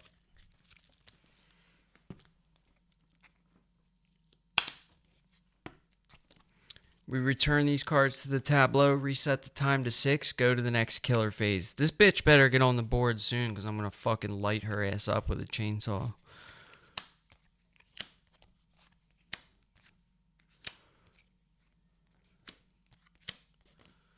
You know what I'm saying? Okay, next killer action. All we did was buy 2 close calls. That's really all we could do. Okay, so then we're going to resolve this trap here. So the victim moves and the horror goes back down to 6. We resolve a terror card. So come on. Click! Loading dock A is now unlocked. That's good, but the event's probably not good. So there goes all 3 of the locks. The warehouse is now open and we are free to save victims. So then we do an event card. So we're going to flip an event. Good old Zip. All right, good old Zip is a white meeple. It says replace the victim that is furthest from the killer with Zip. While Zip is with you, you may treat exit spaces as unlocked. If Zip is killed, increase bloodlust by 1. If Zip leaves play, discard this card. All right, we have good old Zip. Victim furthest from the killer doesn't apply.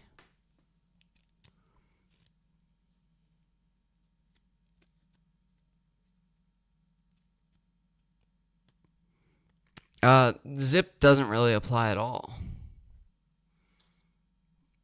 What do we just put Zip in one of these fucking... I don't know, man. Alright. This guy is now Zip. Whoop-de-fucking-do.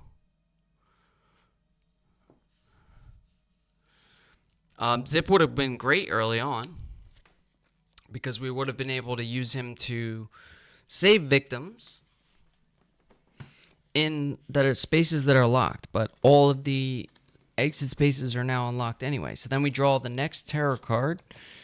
Another terror card. Tick-tock, speed up the clock. Yeah, that's what I like to hear. If no victims are trapped, bottom this card and draw the next terror card. So we're going to bottom this terror card.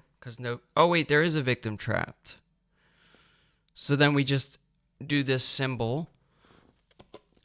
So we lose a time going down to 5. And that's the end of the killer phase. No panic. No upkeep.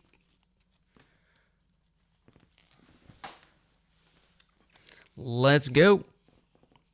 We could start saving victims. Let's walk. Thank God we're still rolling 2 dice. Alright, we immediately get a tier and a convert. Actually, you guys didn't see that. We immediately get 2 converts. We could pitch 2 close calls here, move a space, and save 2 victims. I think that's the play. No. Yeah, I mean, if we can't disarm the temple drills, then why even try, right?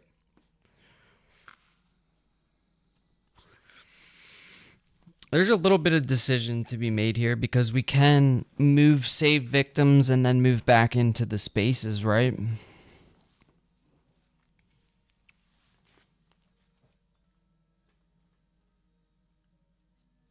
Yeah, let's pitch both of the close calls. We'll move one space.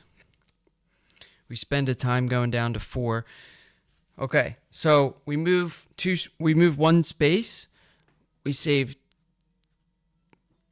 Oh shit, that makes us not want to save victims.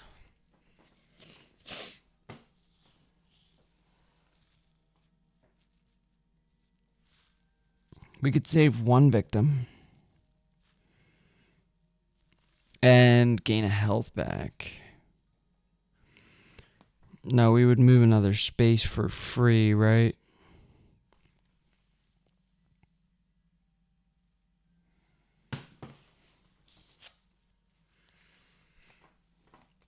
We need that time, so let's move one victim to safety. We save one victim. We move one space. We move back into the space with the trap. We're leaving that victim there because the temple drill is in that space and we want to be rolling an extra dice. We pull our Furious Strike here. So we're actually going to play Focus next. We get a single success, so we spend a time. I guess we can't play that Focus.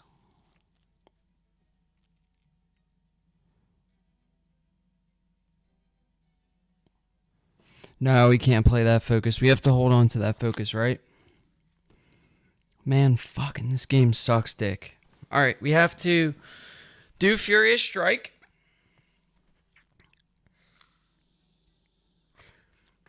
And move a space. So let's see, what do we have for movement cards? We have one walk. We might be able to move one space. So let's take Furious Strike. We go to planning phase. Spend all 4 time on one card. Reset it to 6.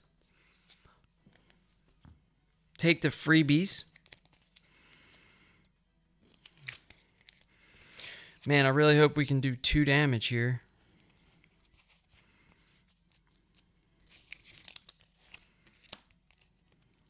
We got to disarm this trap. The temple drills trap. All right, let's go. Killer phase. We do killer action. When a victim is killed by a death trap, you and each victim in that space take a damage. Okay, luckily this guy's not dead yet, but we have to increase the horror, which fucking goddamn, dude, it's near impossible. I'm telling you, you're only rolling 1 dice the whole game. That moves the horror up again. So we're at 7 horror again.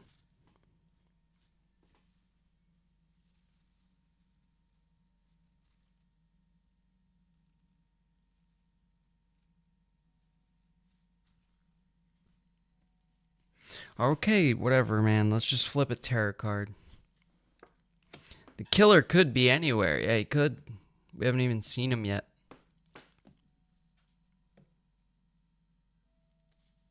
Yeah, I tried distraction too. It didn't work for me. Increase the horror for each space between you and the killer. Max of 3. Do not count your space or the killer's space. And then target the final girl, move, and attack. This is just getting ignored, right? So that's good news. No panic phase, no upkeep phase.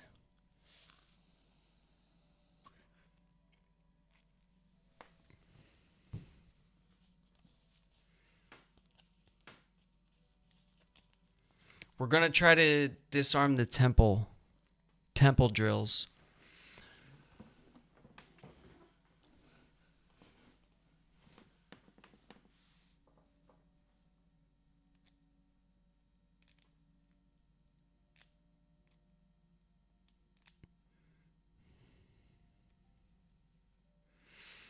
What do you mean, wait a little? There's no killer on the board yet.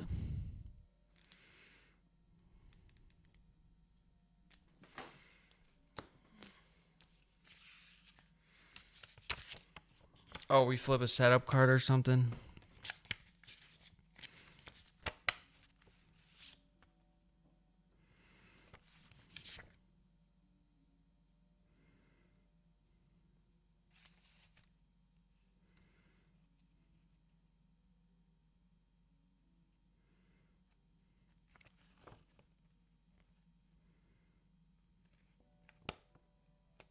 Yeah, we reveal a random setup card and treat the killer space on the setup card as the killer space before resolving the effect, then shuffle. Okay.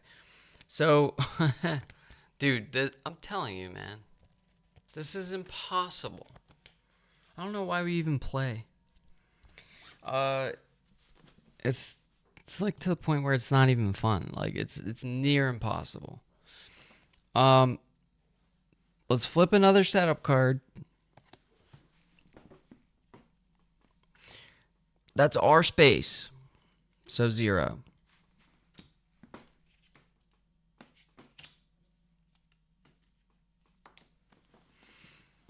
Okay, and then we ignore the second part.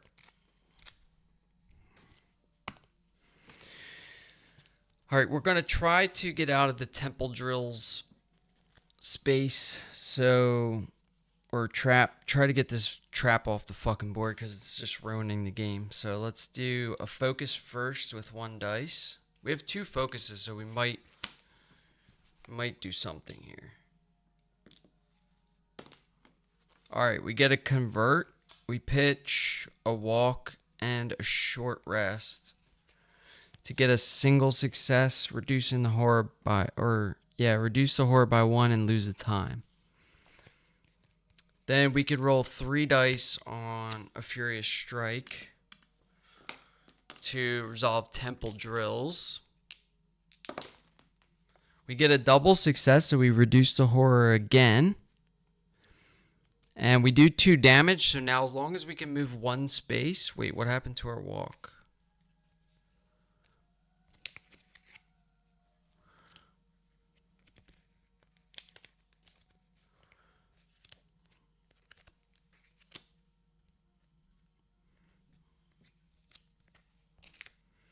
Right, so now as long as we can move 1 space, we can disarm the trap. So we roll 2 dice on a walk, or 3 dice on a walk too, because this is part of the trap. You gotta be fucking kidding me, bud. Look at that, double success. So the trap comes off the board. Nobody saw that.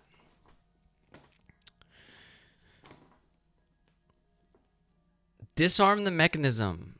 It's 2 damage and 1 space. We don't even have 2 cards to pitch for that, so that was just, there's just no way we're doing it.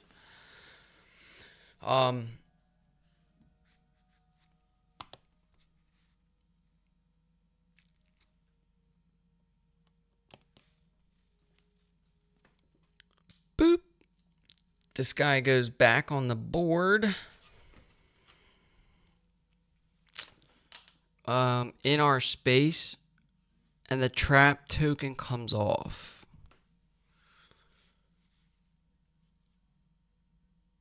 It's kind of weird that the trap token comes off immediately, unless they die in it, right? I think that's weird.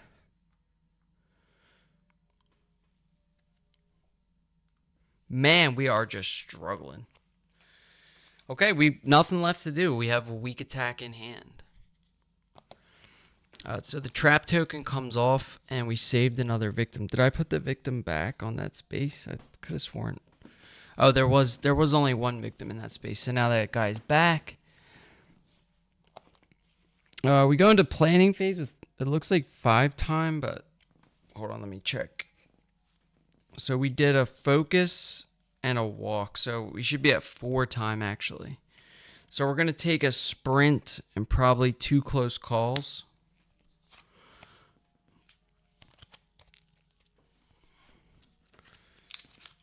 just to try to save 2 more victims this next turn.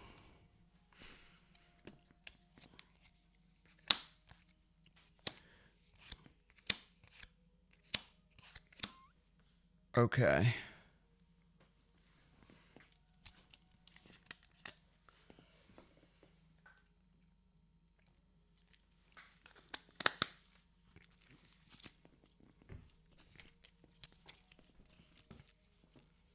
So we get sprint to close calls. We go to killer phase. No traps on the board, thank God. I'm curious though, like, did the victim traps get discarded? Or do you just put them on the bottom of the pile? Because we've already had 1. There's 3 victim traps left. I think they get removed from the game. That's really good, actually. Man, this is not easy to survive. So we're going to flip another terror card. It's the last terror card, so he'll be safer up there. All victims adjacent to a rack space panic. All right, so we've got some victims to panic here. The 2 in our space, that really sucks because I wanted to save them this turn. So we're going to roll 2. All right, we have a 2 and a 5.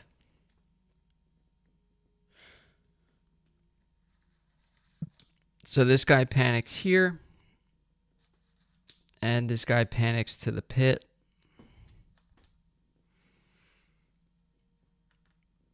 Let's see, adjacent to... So Zip is going to panic.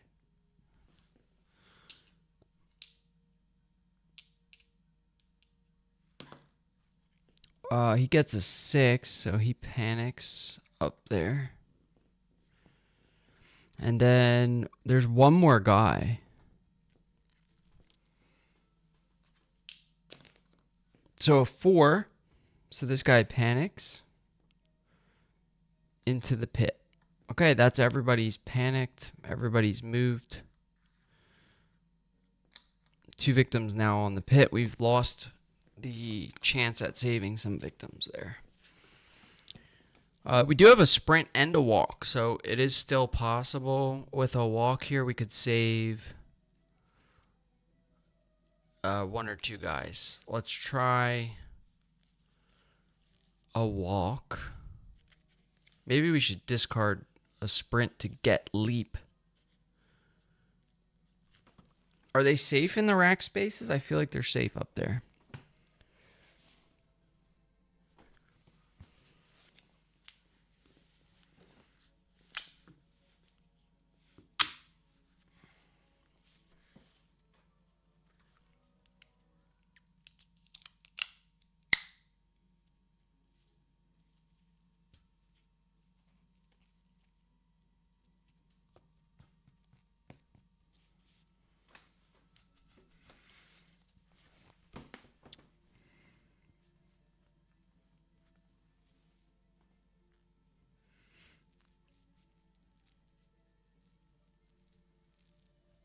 The finale happens during the upkeep, and finally you could do some damage. Oh, this is true. The Tormentor is finally coming out.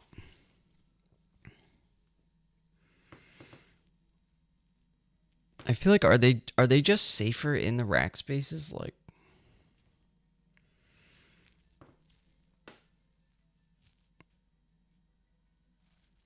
I mean, I'm debating, do we discard a sprint to get a climb and a leap because we have the bowling ball? We could discard this during the action phase while in a rack space to deal 3 damage to an enemy.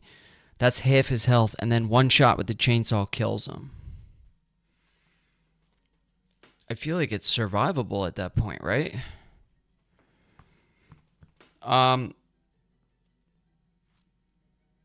So we've panicked all the victims. That was the final terror card, so we have to reveal the finale, right?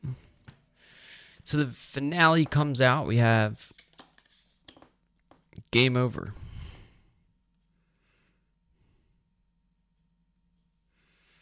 Game over.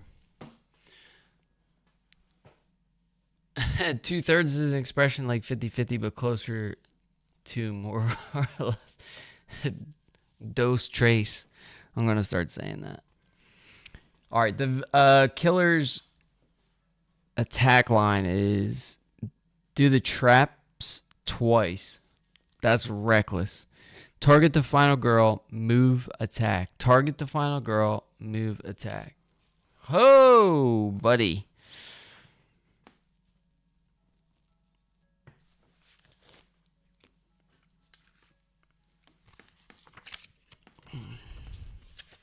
We flip another setup card? That's crazy.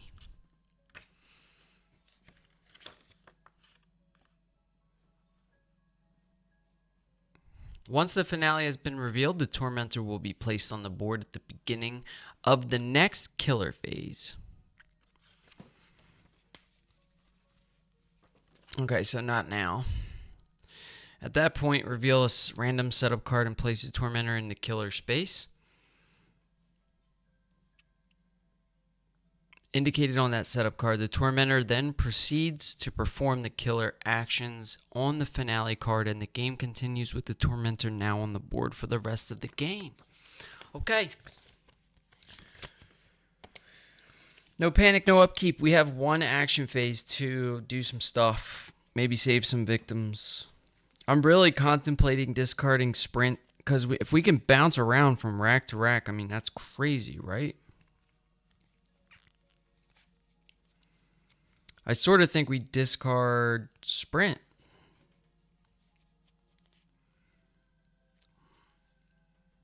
Good luck. Thanks, buddy. You already know we're cooked. I'm already so frustrated with this game, man. It is very hard. I'm not gonna lie. It's one of the hardest games I think I've played. It relies solely on RNG. You have to roll dice to perform. There's little bullshit things you can do to mitigate the RNG, but it just isn't ever worth it. Like, discarding that many cards sucks. The killer seems to have continuous just pounding of just, like, anytime something good happens, it just appears that something bad is about to happen. Something 10 times worse is about to happen. And there's just nothing you can do about it. It's just a matter of, like, I guess it's perfectly thematic. It's the most thematic game I've ever played. It's always, yeah, exactly. It's like a Saw movie. It's like right when you think you're gonna get out of there, you're not. You're just fucking not, dude. They're about to fucking put you in another drill trap with your head and shit, like crazy shit.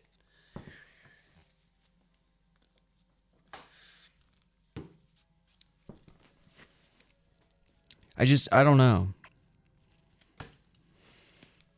It can be very frustrating.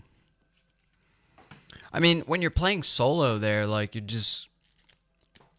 rolling the dice and you're like, oh, well, maybe we successfully rolled there. How about that? But, I mean, if you were to play, like, 100% where you're just not, you're just taking the results that you get, it does not seem likely that you can survive this game. I mean, is that fair? Like, they give you the tier dice, but the tier dice don't help. I mean, I've been ignoring the tier dice for most of this game. Like, what am I going to do? I'm going to fucking gain a time? How does that really even help? Move a space? Convert into a star? Roll 6 dice? Reveal your ultimate ability? I mean, that just seems cheesy, like we didn't even earn it. I died with a die that had a 1 in 6 possibility of dying. Yeah. I mean, like, roll a 1 to survive, and you rolled, like... Or it was like, roll anything but a 1 to survive, and you rolled a 1.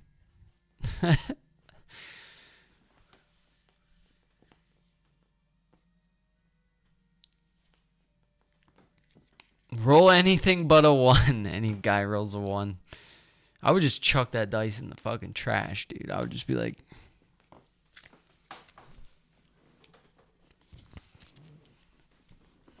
2 to 6 is a success and a 1 is a fucking fail, and you rolled a 1. I would just be like, fucking wing that shit across the room, dude. Here, roll this. All right. So, if we can jump from rack to rack, I mean, look at this location board, really. I'm worried about going like 1, 2, and saving one victim, but if we could go like 1, 2, 3, 4, 5, 6. Oh yeah, it just seems out of reach.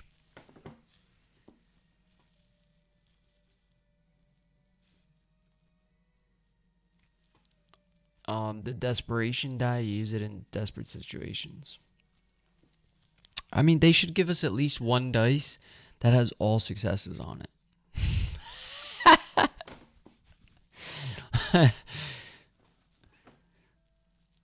Wait, wasn't there like an extra set of dice that came with the original Final Girl? That's the only thing I don't own. Am I missing like the best part of Final Girl with not owning that? Isn't there like a card before the tier dice? I mean, there was a card that like gave you like, I don't even know how to explain it, but it had like an orange, only normal dice and tier dice. Really? I could have sworn Final Girl had like,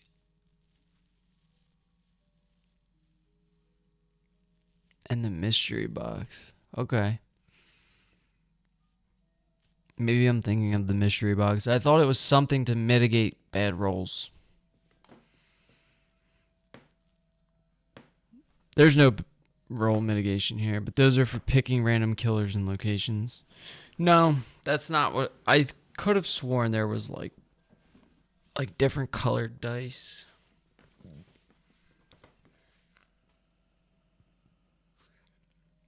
I read the tier dice rules a lot. I can probably repeat it and go for the baby's options.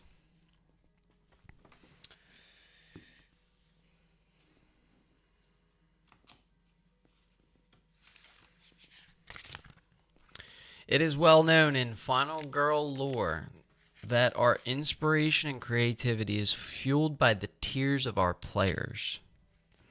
As you might imagine, our engine is overflowing. This guy. As such, we've created a means of letting you put your own tiers to good use. Decide before the game if you want to use the tier dice. If you do, replace the normal red Final Girl dice with blue tier dice. These are similar in form and function to the basic red dice, but instead of blanks on them on the 1 and 2 side, they have a teardrop icon on the 1 and 2 side of each die. Choose which side of the tier board you would like to use and place it on the table with 5 tier markers near the general supply. So we do have that down here. We haven't collected any tiers today, but always winning tier even on successes. Oh. But it says here each time you resolve a no success final result during a horror roll, you may take 1 tier marker for each tier showing on the dice. Place the collected tiers in the indicated space on the tier board. You do not collect tiers when resolving successful horror rolls, i.e. 1 or more successes, including converted partial successes. You do not collect tiers if you already have 5 tier markers. Spending tiers. You may spend tiers you've collected at any time for the effects shown on the tier board. The stronger the effect, the more tiers it costs. Put spent tiers back in the general supply. You may spend tiers to purchase the same effect multiple times if you wish. Then there's the side A and side B. We're using side B. That is the baby side. Oh, this is what you're talking about. Alternate rules and variants. Dude. No fucking way. Feel free to use any of the variants below if you want to make things even easier. I'm a big baby.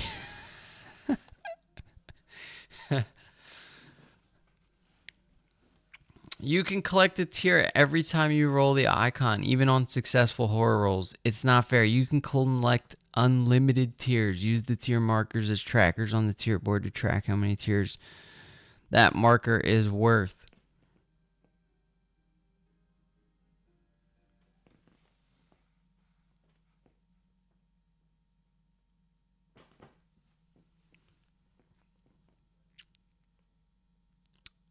I get it. I can't believe this. But I want both. Wah! During the upkeep phase, you may spend one tier to flip the tier board to the other side.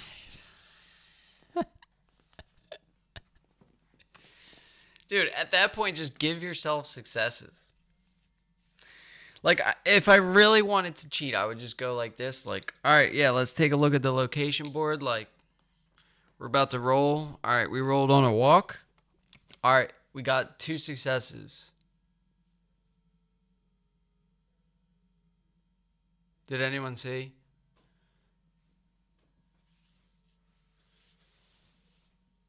But, like, what fun is that, right?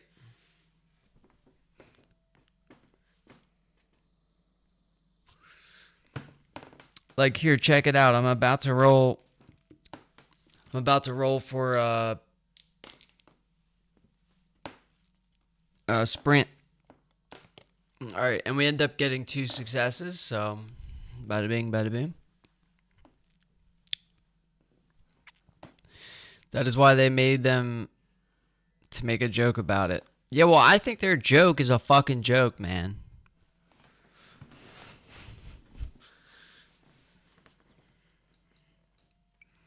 Like, I want to see someone. And they give you an awesome dice tray. The dice tray's alright. I kind of prefer these, to be honest. I mean, look at this. This is bigger.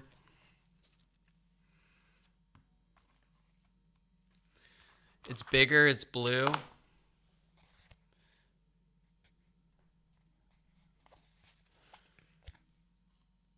And I have 4 of these in different colors.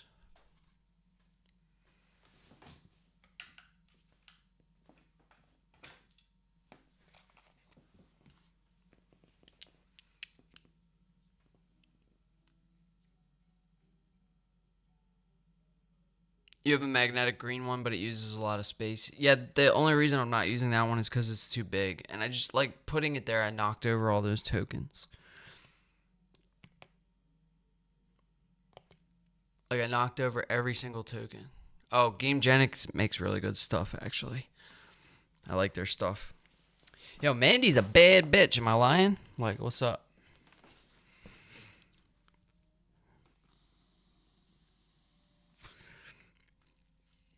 We can't lose her here.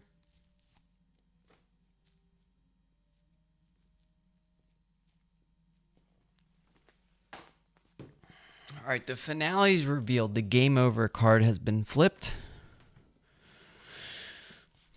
Going back into this, we do one more action phase and then we put the killer on the board, right?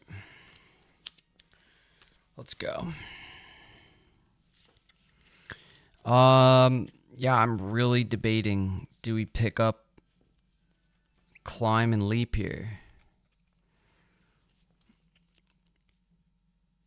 I feel like we have to get those victims out of the spaces, right? So we discard sprint. If you buy in some point in time, the prop box that gives you the desperation die. That's what I was talking about. I think there's a desperation die. We need the desperation die. we need all the help we can get. We want to play on the but I want both. Wah.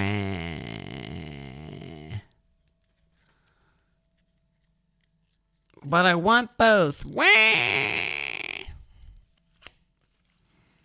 We're going to discard sprint to pick up both climb and leap. So we get both climb and leap. A lot of our victims are hiding in the racks, so I think it's important. 1 die. 2 to 6 are successes once per game use. See that? is fine. Like, that's fine, man. You need that. Like, I feel like this final girl, like, it gets to a point where you're just like, no, dude, like, nothing is working out. And, like, you just don't even want to play anymore. It gets so bad.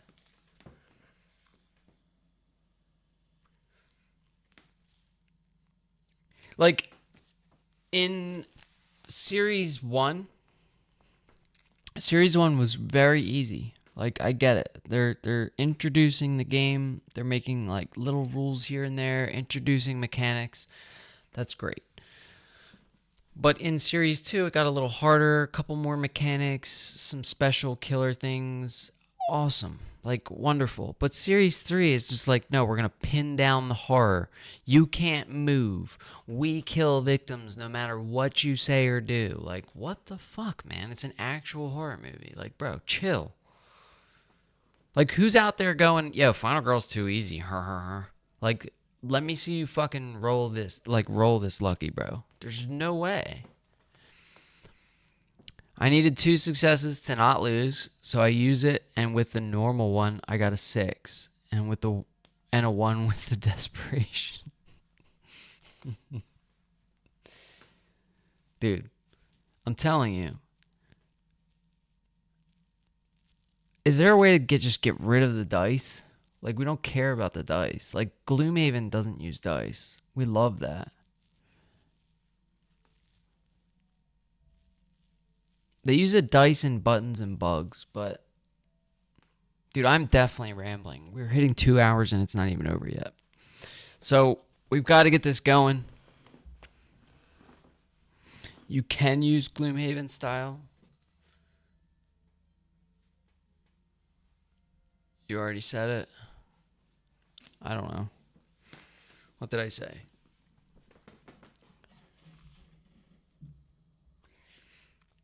They don't use dice. They use cards to modify actions.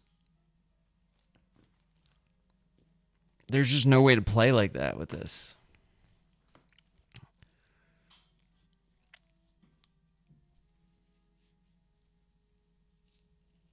That's what I'm saying. Like, I wish Gloomhaven... Like, I was just saying, like, I wish you could do actions. Like, you have to picture this final girl, attempting to walk. Like, come on, bro. Like, don't you think the basic actions should just be doable? Like, you shouldn't have to fucking roll a dice. Like, oh, I tried to walk and I couldn't fucking walk. Like, what are you saying, dude? I don't know. That's just my thoughts. We discard sprint. We pick up both climb and leap. So we can maybe save some more victims here. They are doable at a price. It's true. You have to lose all your cards just to convert your bad rolls to successes. Like any B roll horror movie. Yeah, Final Girl's like a D roll horror movie, I'm telling you. Especially the ones I'm making.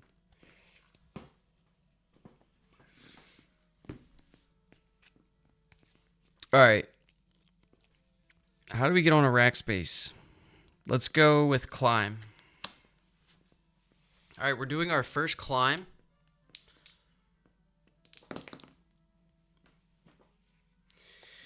We get a single success. We could pitch 2 close calls here to get a double success and spend 1 time. I don't even think that's worth...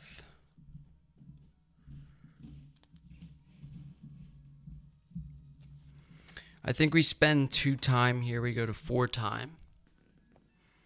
And we move on to an adjacent. Now, which one do we want to go on? This one? Now, how do we get down from the rack space? All right, so we have successfully climbed onto this rack. Now, how do we get down?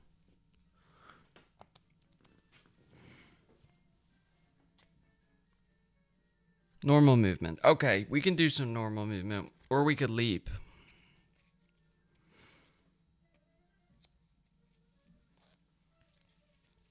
easier to get down than up. It is true. I do climb racks all the time. All right. So we're going to roll for a walk here. Okay, we get a convert. We saved the convert for... We pitch 2 close calls. We spend 1 time. Now we get those 2 guys off of the rack space. Okay, so we go down to 3 time and we climb down.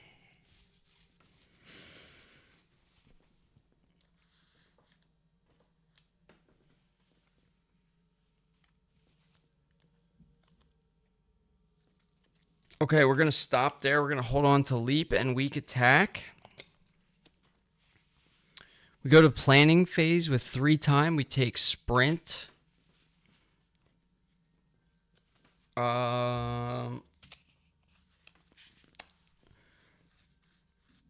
We sell weak attack. We buy guard. So we have leap, sprint, and guard. We return these cards to the tableau.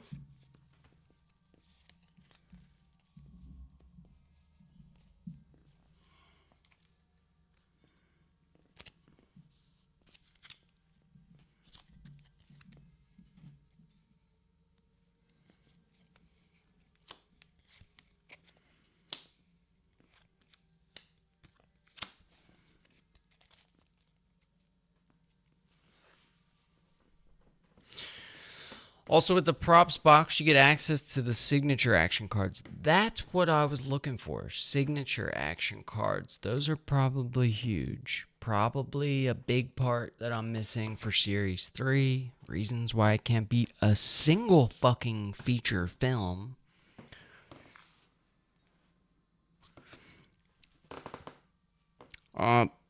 Let's go. All right, so start of the killer phase, we flip a setup card. Double up is a blessing. See, this guy's out here telling me.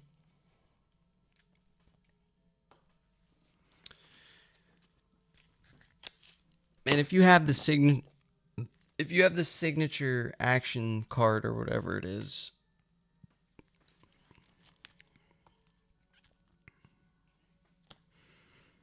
I'd have to look at it though. I don't know what it does, but it sounds like some signature bullshit. All right, we reveal another setup card. So this is the new setup card. So we're going to be putting the final girl in our space again. Or is that the pit?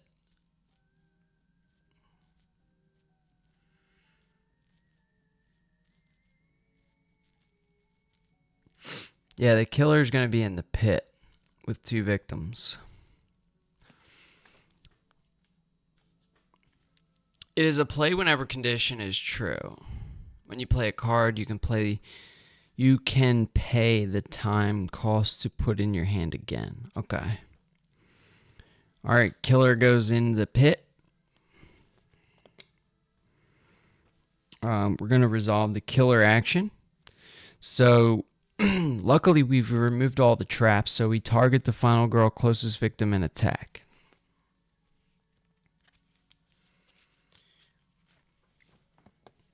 Okay, boom, 1 victim dead. Bloodlust goes up. And then we have target the final girl, move and attack. Boom, victim dead. Boom, another victim dead. Bloodlust goes up. Bloodlust can't go up any higher, so we discard a random action card. So let's shuffle our action cards. I'm just trying to make this salvageable at this point. 2 retaliates in 1 round, for example. That's pretty fucking... That sounds... See what I'm saying, bro?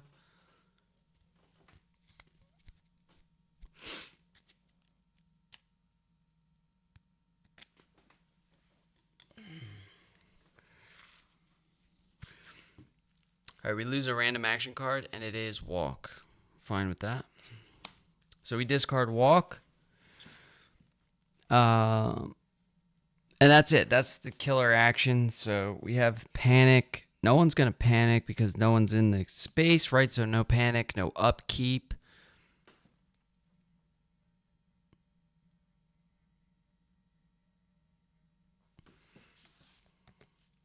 We're back to the action phase. We gotta start doing stuff, man. Let's try a sprint.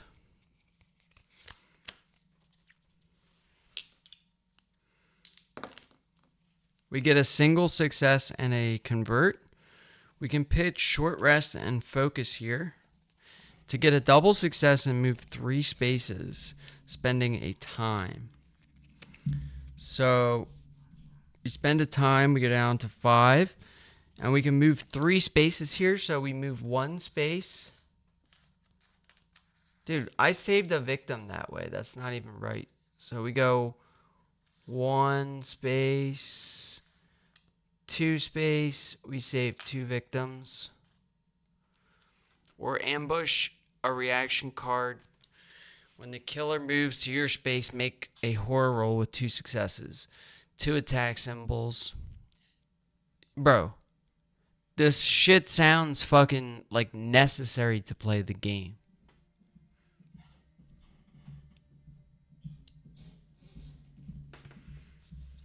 Still, bro, like, this is what I'm saying. All right, we save 2 victims. We can move 1 more space. We can reduce the horror by 1. Let's do that.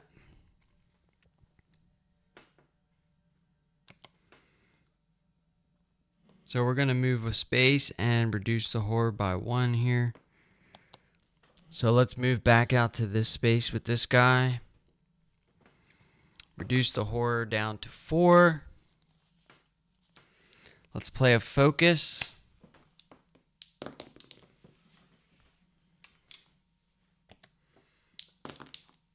We get a success and a convert. We're going to hold on to our cards. We're going to spend a time, go down to 4. And reduce the horror to 3. So that's pretty good. We're going to go into the planning phase with 4 time. We really just need to save 2 more victims. And we have leap. We just don't have climb. We will get a walk, so we could discard it.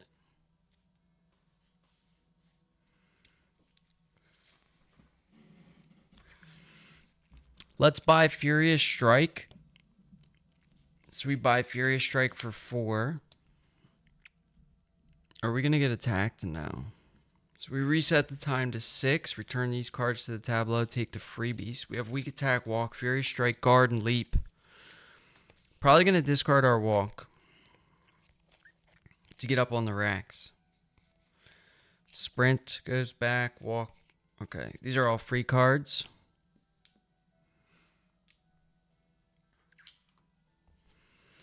Okay, next killer phase, we got 2 traps and then target the closest victim or final girl and attack. The killer can climb racks, right?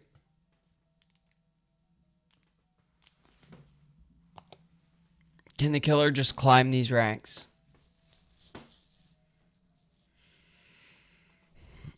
He moves for 2 and attacks for 3. If he avoids the racks, then he comes to us.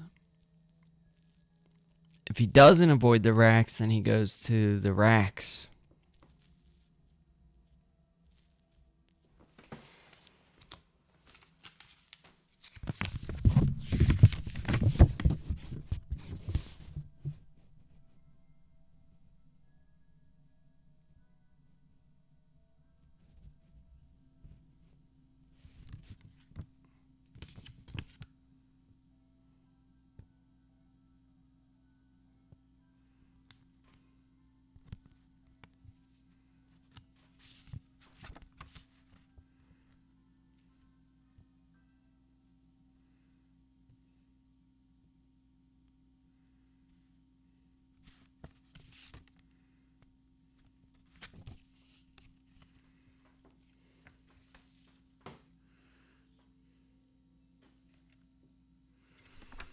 Oh my god. Does anyone know if the killer can go on the racks or not?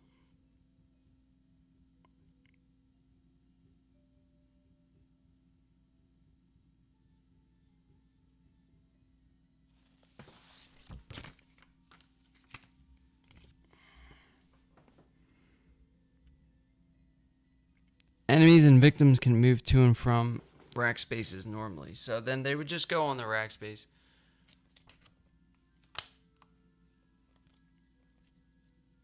Victims too, for them, they're normal spaces. Yeah. Oh my god, I have something in my eye.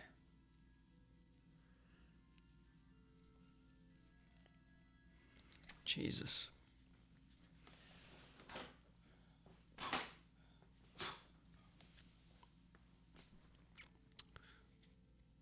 That's a lot of smoke for a candle.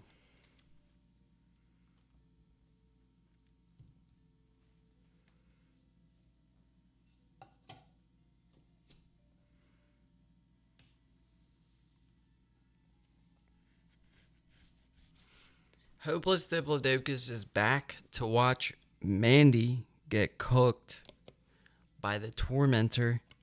What's going on? Check out Mandy. Yo, we're good. We're getting fucking murdered as usual. Straight into death. That's right. That's right. I mean, if you can read the killer finale card we have, game over. So, yeah. If you want to watch some Final Girl, we have Mandy. It's such a shame to lose Mandy. I mean, we're on that tipping point where we may survive, we may not. We'll see. We'll see how it goes. It's been rough, though. It's been really rough. We did pick up some seriously good weapons. We have a bowling ball. So discard this during the action phase. Oh my god. Wait, can we throw the bowling ball up? No. Discard during the action phase while in a rack space to deal 3 damage to an enemy in an adjacent space. So if I was smart, I would go on a rack space, drop this onto the killer before it goes onto a rack space, but I wasn't smart. And then we have the chainsaw.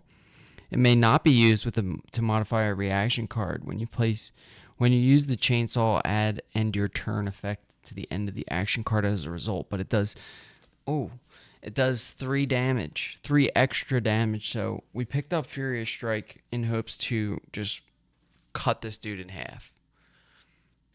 Apparently this feature film is based on Saw. We've had to deal with a lot of traps. We've had victims in traps. We're getting ready to cook this guy.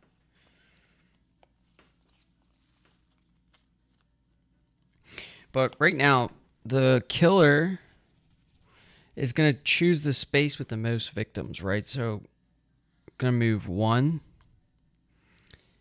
and attack, right? So, kills this guy.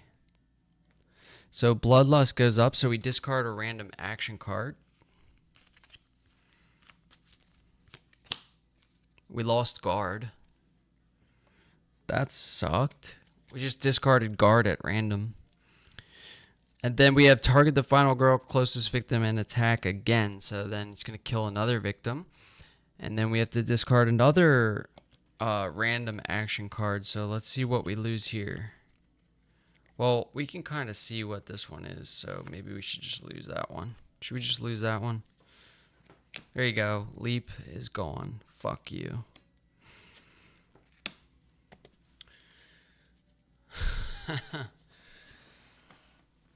Bro, I've just been sitting here bitching about Final Girl for the last 2 hours and 30 minutes. You've missed a serious rant.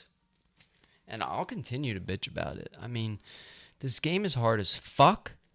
It doesn't rely on any skill. It's all based on RNG. Can you roll the dice? It's not fair. I'm going to sit here and cry for the next 6 hours about how dumb this game is, and it pisses me off. And then Game over here telling me all the parts I don't have to make it easier, like some signature dice. Hostage Negotiator? No. I know this is based or from the same people that made Hostage Negotiator, but based on playing Final Girl, I would never purchase Hostage Negotiator, if that makes it easy for you. So Bloodlust went up twice. We lost 2 action cards. 2 of our best action cards, Guard and Leap. We have Furious Strike, Weak Attack. Killer Phase, we do have one guy's going to panic. Now, we might lose a third victim here.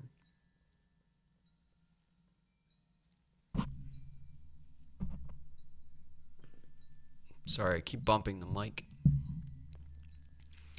It is even worse, the RNG. Yeah, it's that good.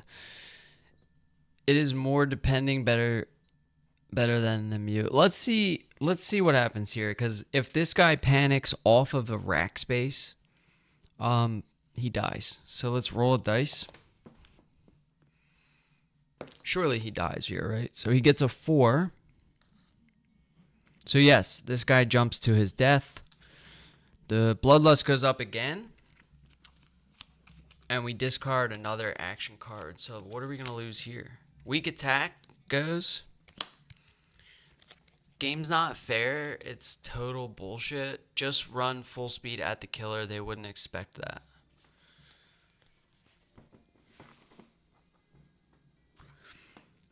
So the killer just got on the board.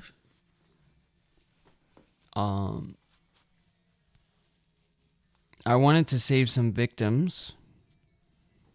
We could run at him, but Mandy, we add 2 damage to attacks made without a weapon, and we're going to lose our chainsaw. So, yeah, I mean, we probably should just run at him. I don't know where these were. I don't even care at this point. Yeah, let's try that. We have Walk and Furious Strike, so we can move 1 space. We can discard Walk to pick up Climb. Let's do that. No, let's just save that victim. What am I talking about? Let's go. We rolled 2 dice.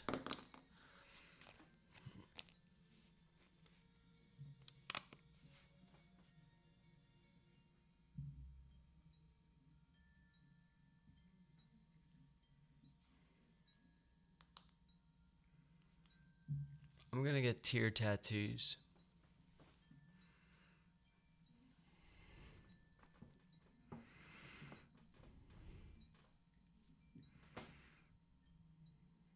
You should send this to Van Ryder Games.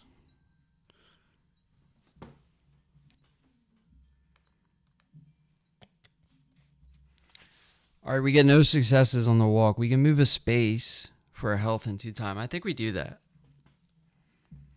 So we go down to 4 time. We spend a health. We can move 1 space here. We are going to save a victim, though. So that's big. We save a victim. We get that health right back, right? So we regain that health. We have to save 1 more victim. We did pick up Climb, right? Climb's good. We have Furious Strike in hand. Let's go to planning phase with 4. We take Sprint.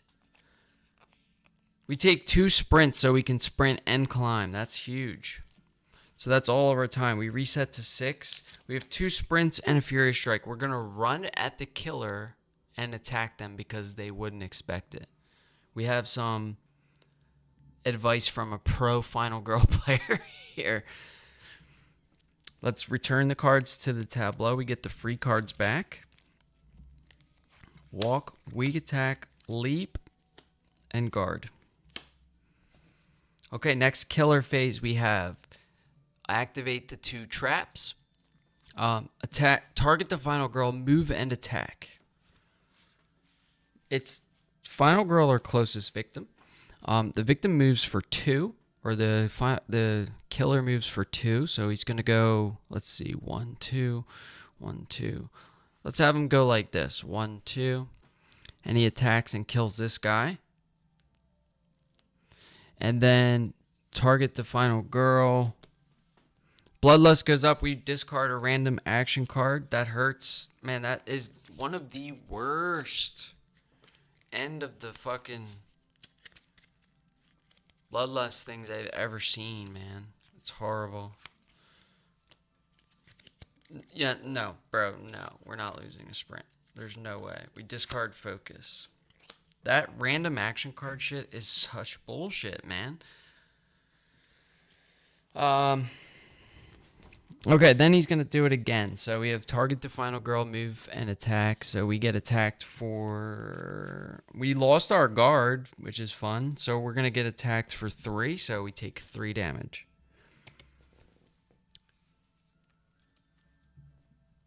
We take 3 damage. Yo, I am curious though, can you guys hear the music at all? Like, is it just non-existent?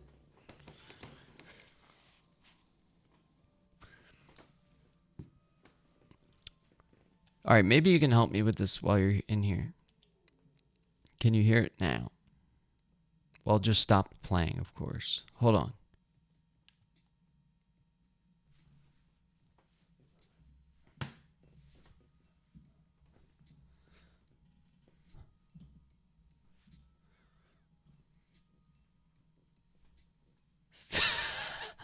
Okay, so I'm just sitting here bobbing my head.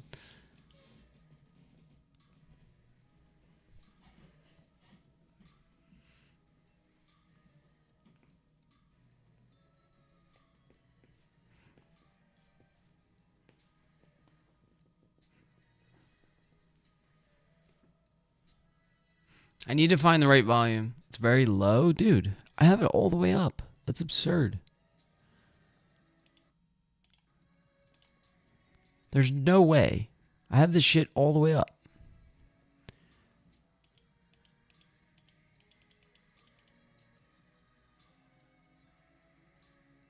Like, it's screaming. I had to actually turn it down on my computer. It's crazy loud. There's no way you can't hear it.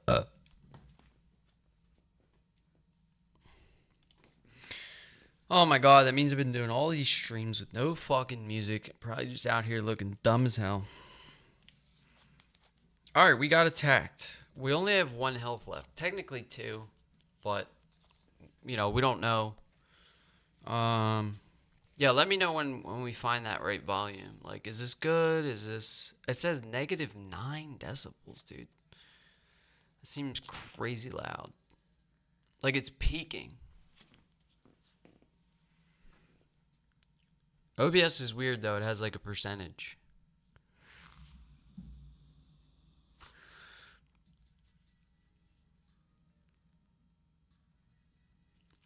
Okay, we gotta keep going. This is getting absurdly long. We'll never figure out the music situation. God damn, I really hope that was the end of the killer phase, right? Okay, no panic, no upkeep. There's only 1 victim left. Let's do it. We roll Furious Strike.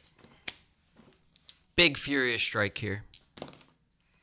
Oh, we take the double success. We pitch, short rest, and focus for a double success, increasing the horror and doing 5 damage. We end our turn.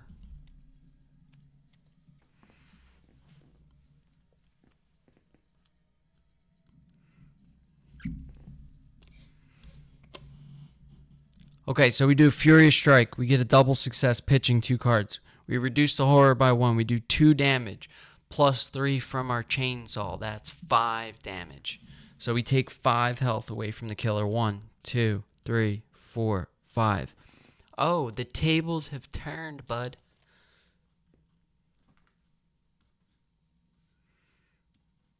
We have 1 more shot with the chainsaw too, but we had to end our turn because of the chainsaw. So we can use that chainsaw 1 more time. So we don't spend any time there. The turn's over. We go into planning phase with 6. We pick up Retaliate. Retaliate could kill. It is a very weak killer. I agree.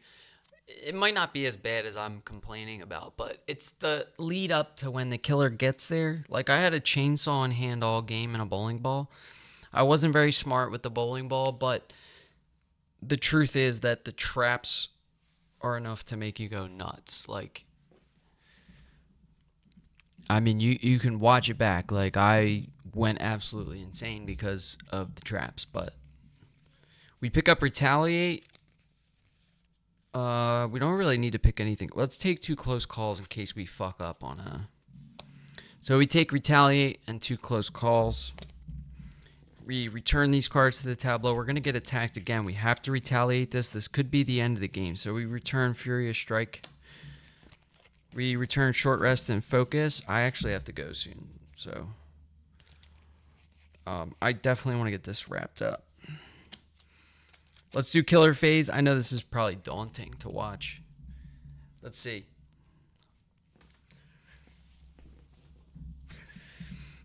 Killer Phase. We're getting attacked for 3, right? Let's play Retaliate. Oh, no. We get attacked twice. We're dead.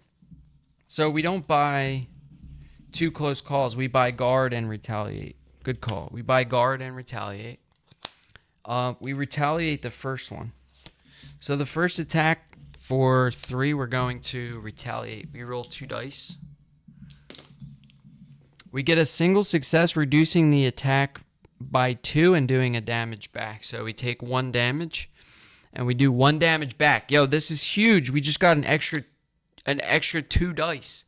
So we're on our last health. Killer's on their last health. That's 2 extra dice. Target the final girl, move and attack again. So we do a guard. We roll 4 dice. Oh my god, a single success and a convert. We have to convert, so we pitch walk and weak attack. Or 2 walks. We pitch 2 walks. For a double success, ignoring all damage. No panic, no upkeep. We do action phase. This is the end of the game. Let's do it. We have weak attack. We can kill him with a weak attack. We roll 4 dice on a weak attack. Double success on the weak attack. You love to see it. Let's fucking flip this thing, dude. Alright. We pray to the final girl gods that this token has no life on it. So we're going to flip. We're going to find out. This is the end of the game. Please be the end of the game. Bro, I'm telling you, like the RNG.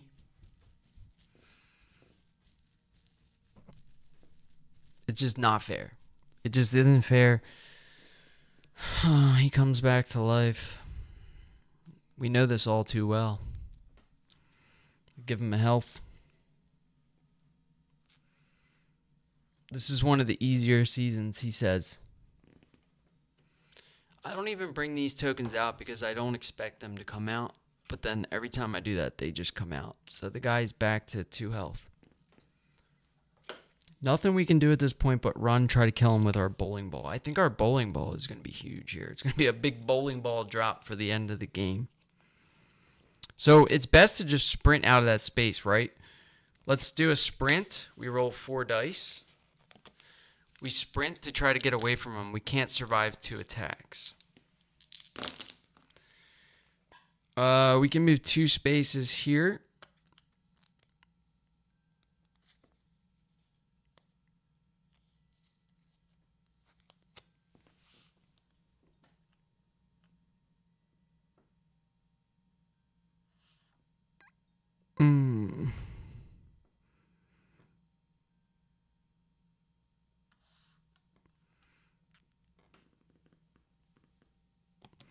Okay, so we sprint for a time. We move 2 spaces. Let's go 1, 2. And then we discard sprint to pick up climb and leap.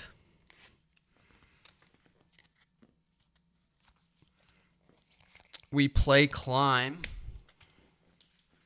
Rolling 3 now. I don't know why I rolled 4. Single success. We spend 2 time. And we move on to an adjacent space. That still doesn't help us. I think we have to sell leap for a time. Pick up guard.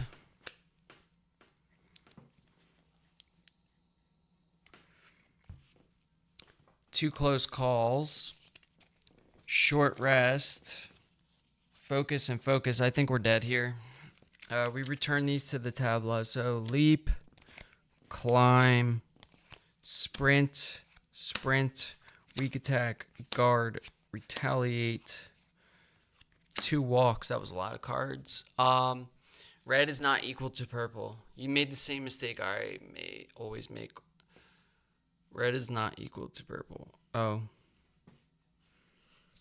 Dude, I don't know why I do that. I really do that a lot. Like, I do that a lot.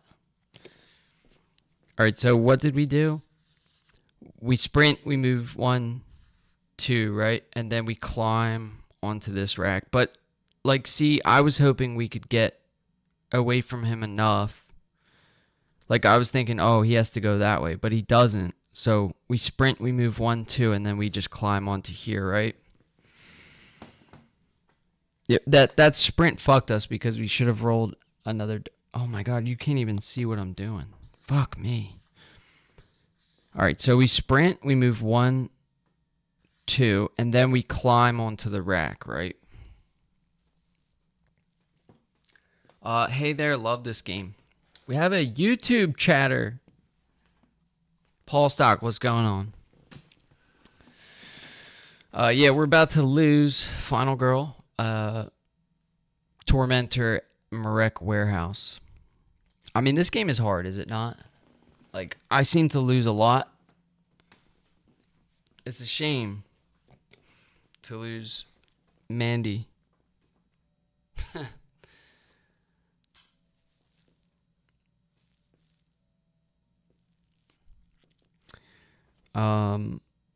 Yeah, we're down to the very end of it.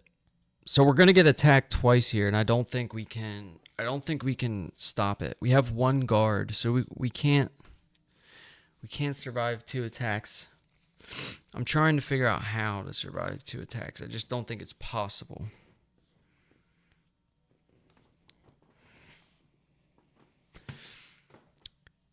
See, this is where I think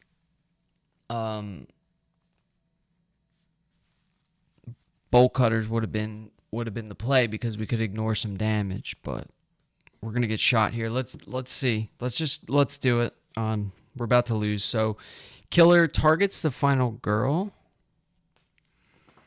Moves twice. 1, 2, and then they attack. So we play guard.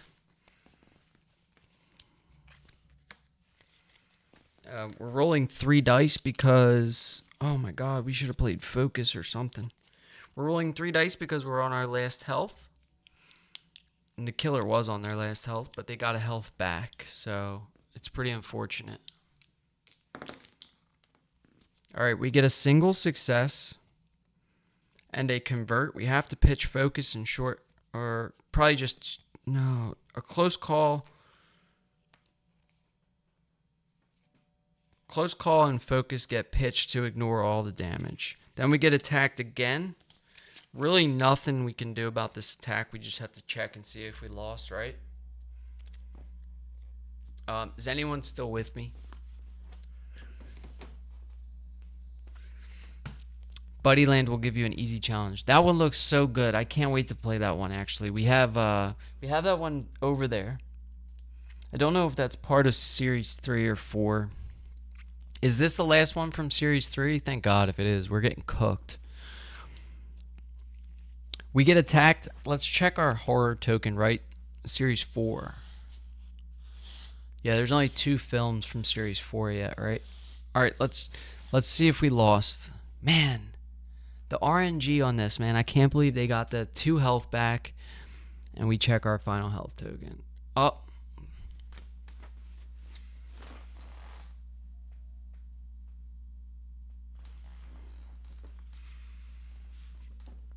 So the third's already announced with a date. That's pretty good, man. We may actually be able to keep up with the release dates. We started on Series 1. All of that is on YouTube if anyone wants to see. Just check out the channel there, Paul. I don't know if you're still there. I'm sorry, I can't see the YouTube chat. I can't seem to move it with the Twitch chat for some reason. Razor, Slayer, Eyeless, Hunter, and Tormentor. So this is the last one from Series 3, thank God. And then we will do Series 4, and then we have the bonus Christmas one we'll probably do around Christmas, along with Mort, the Killer. But that's going to be it for today. Appreciate everyone stopping by, man. That really sucks that we lost another final girl. Mandy's dead. Mandy was hot, too.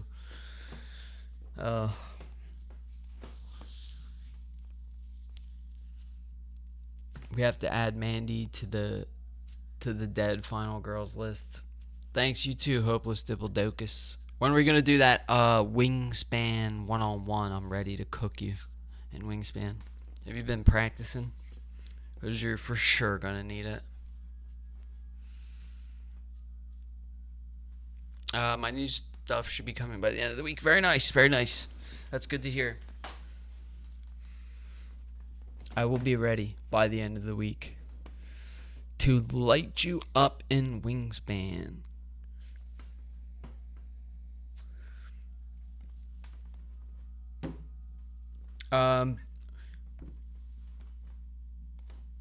Paul Stock 8977. Sorry if I missed your chat from YouTube. It is a lot harder for me to follow both the chats, but we'll see. The confidence of the Diplodocus dinosaur is impressive. But we'll see how that goes. Sure, game. Once again, thanks again. We wouldn't have been able to do this without you, bud. It sucks we lost. Honestly, it comes down to this token, man. It seems like the killer in every game I play, they get this health back. They get either the 2 or the 3 health. It's never something where like had these two just been flip-flopped, we would have won. It's just so sad. It's so sad, and you hate to see it, but it is what it is. This was Series 3, Episode 14 of Final Girl. So thanks, everyone, and enjoy the rest of your day.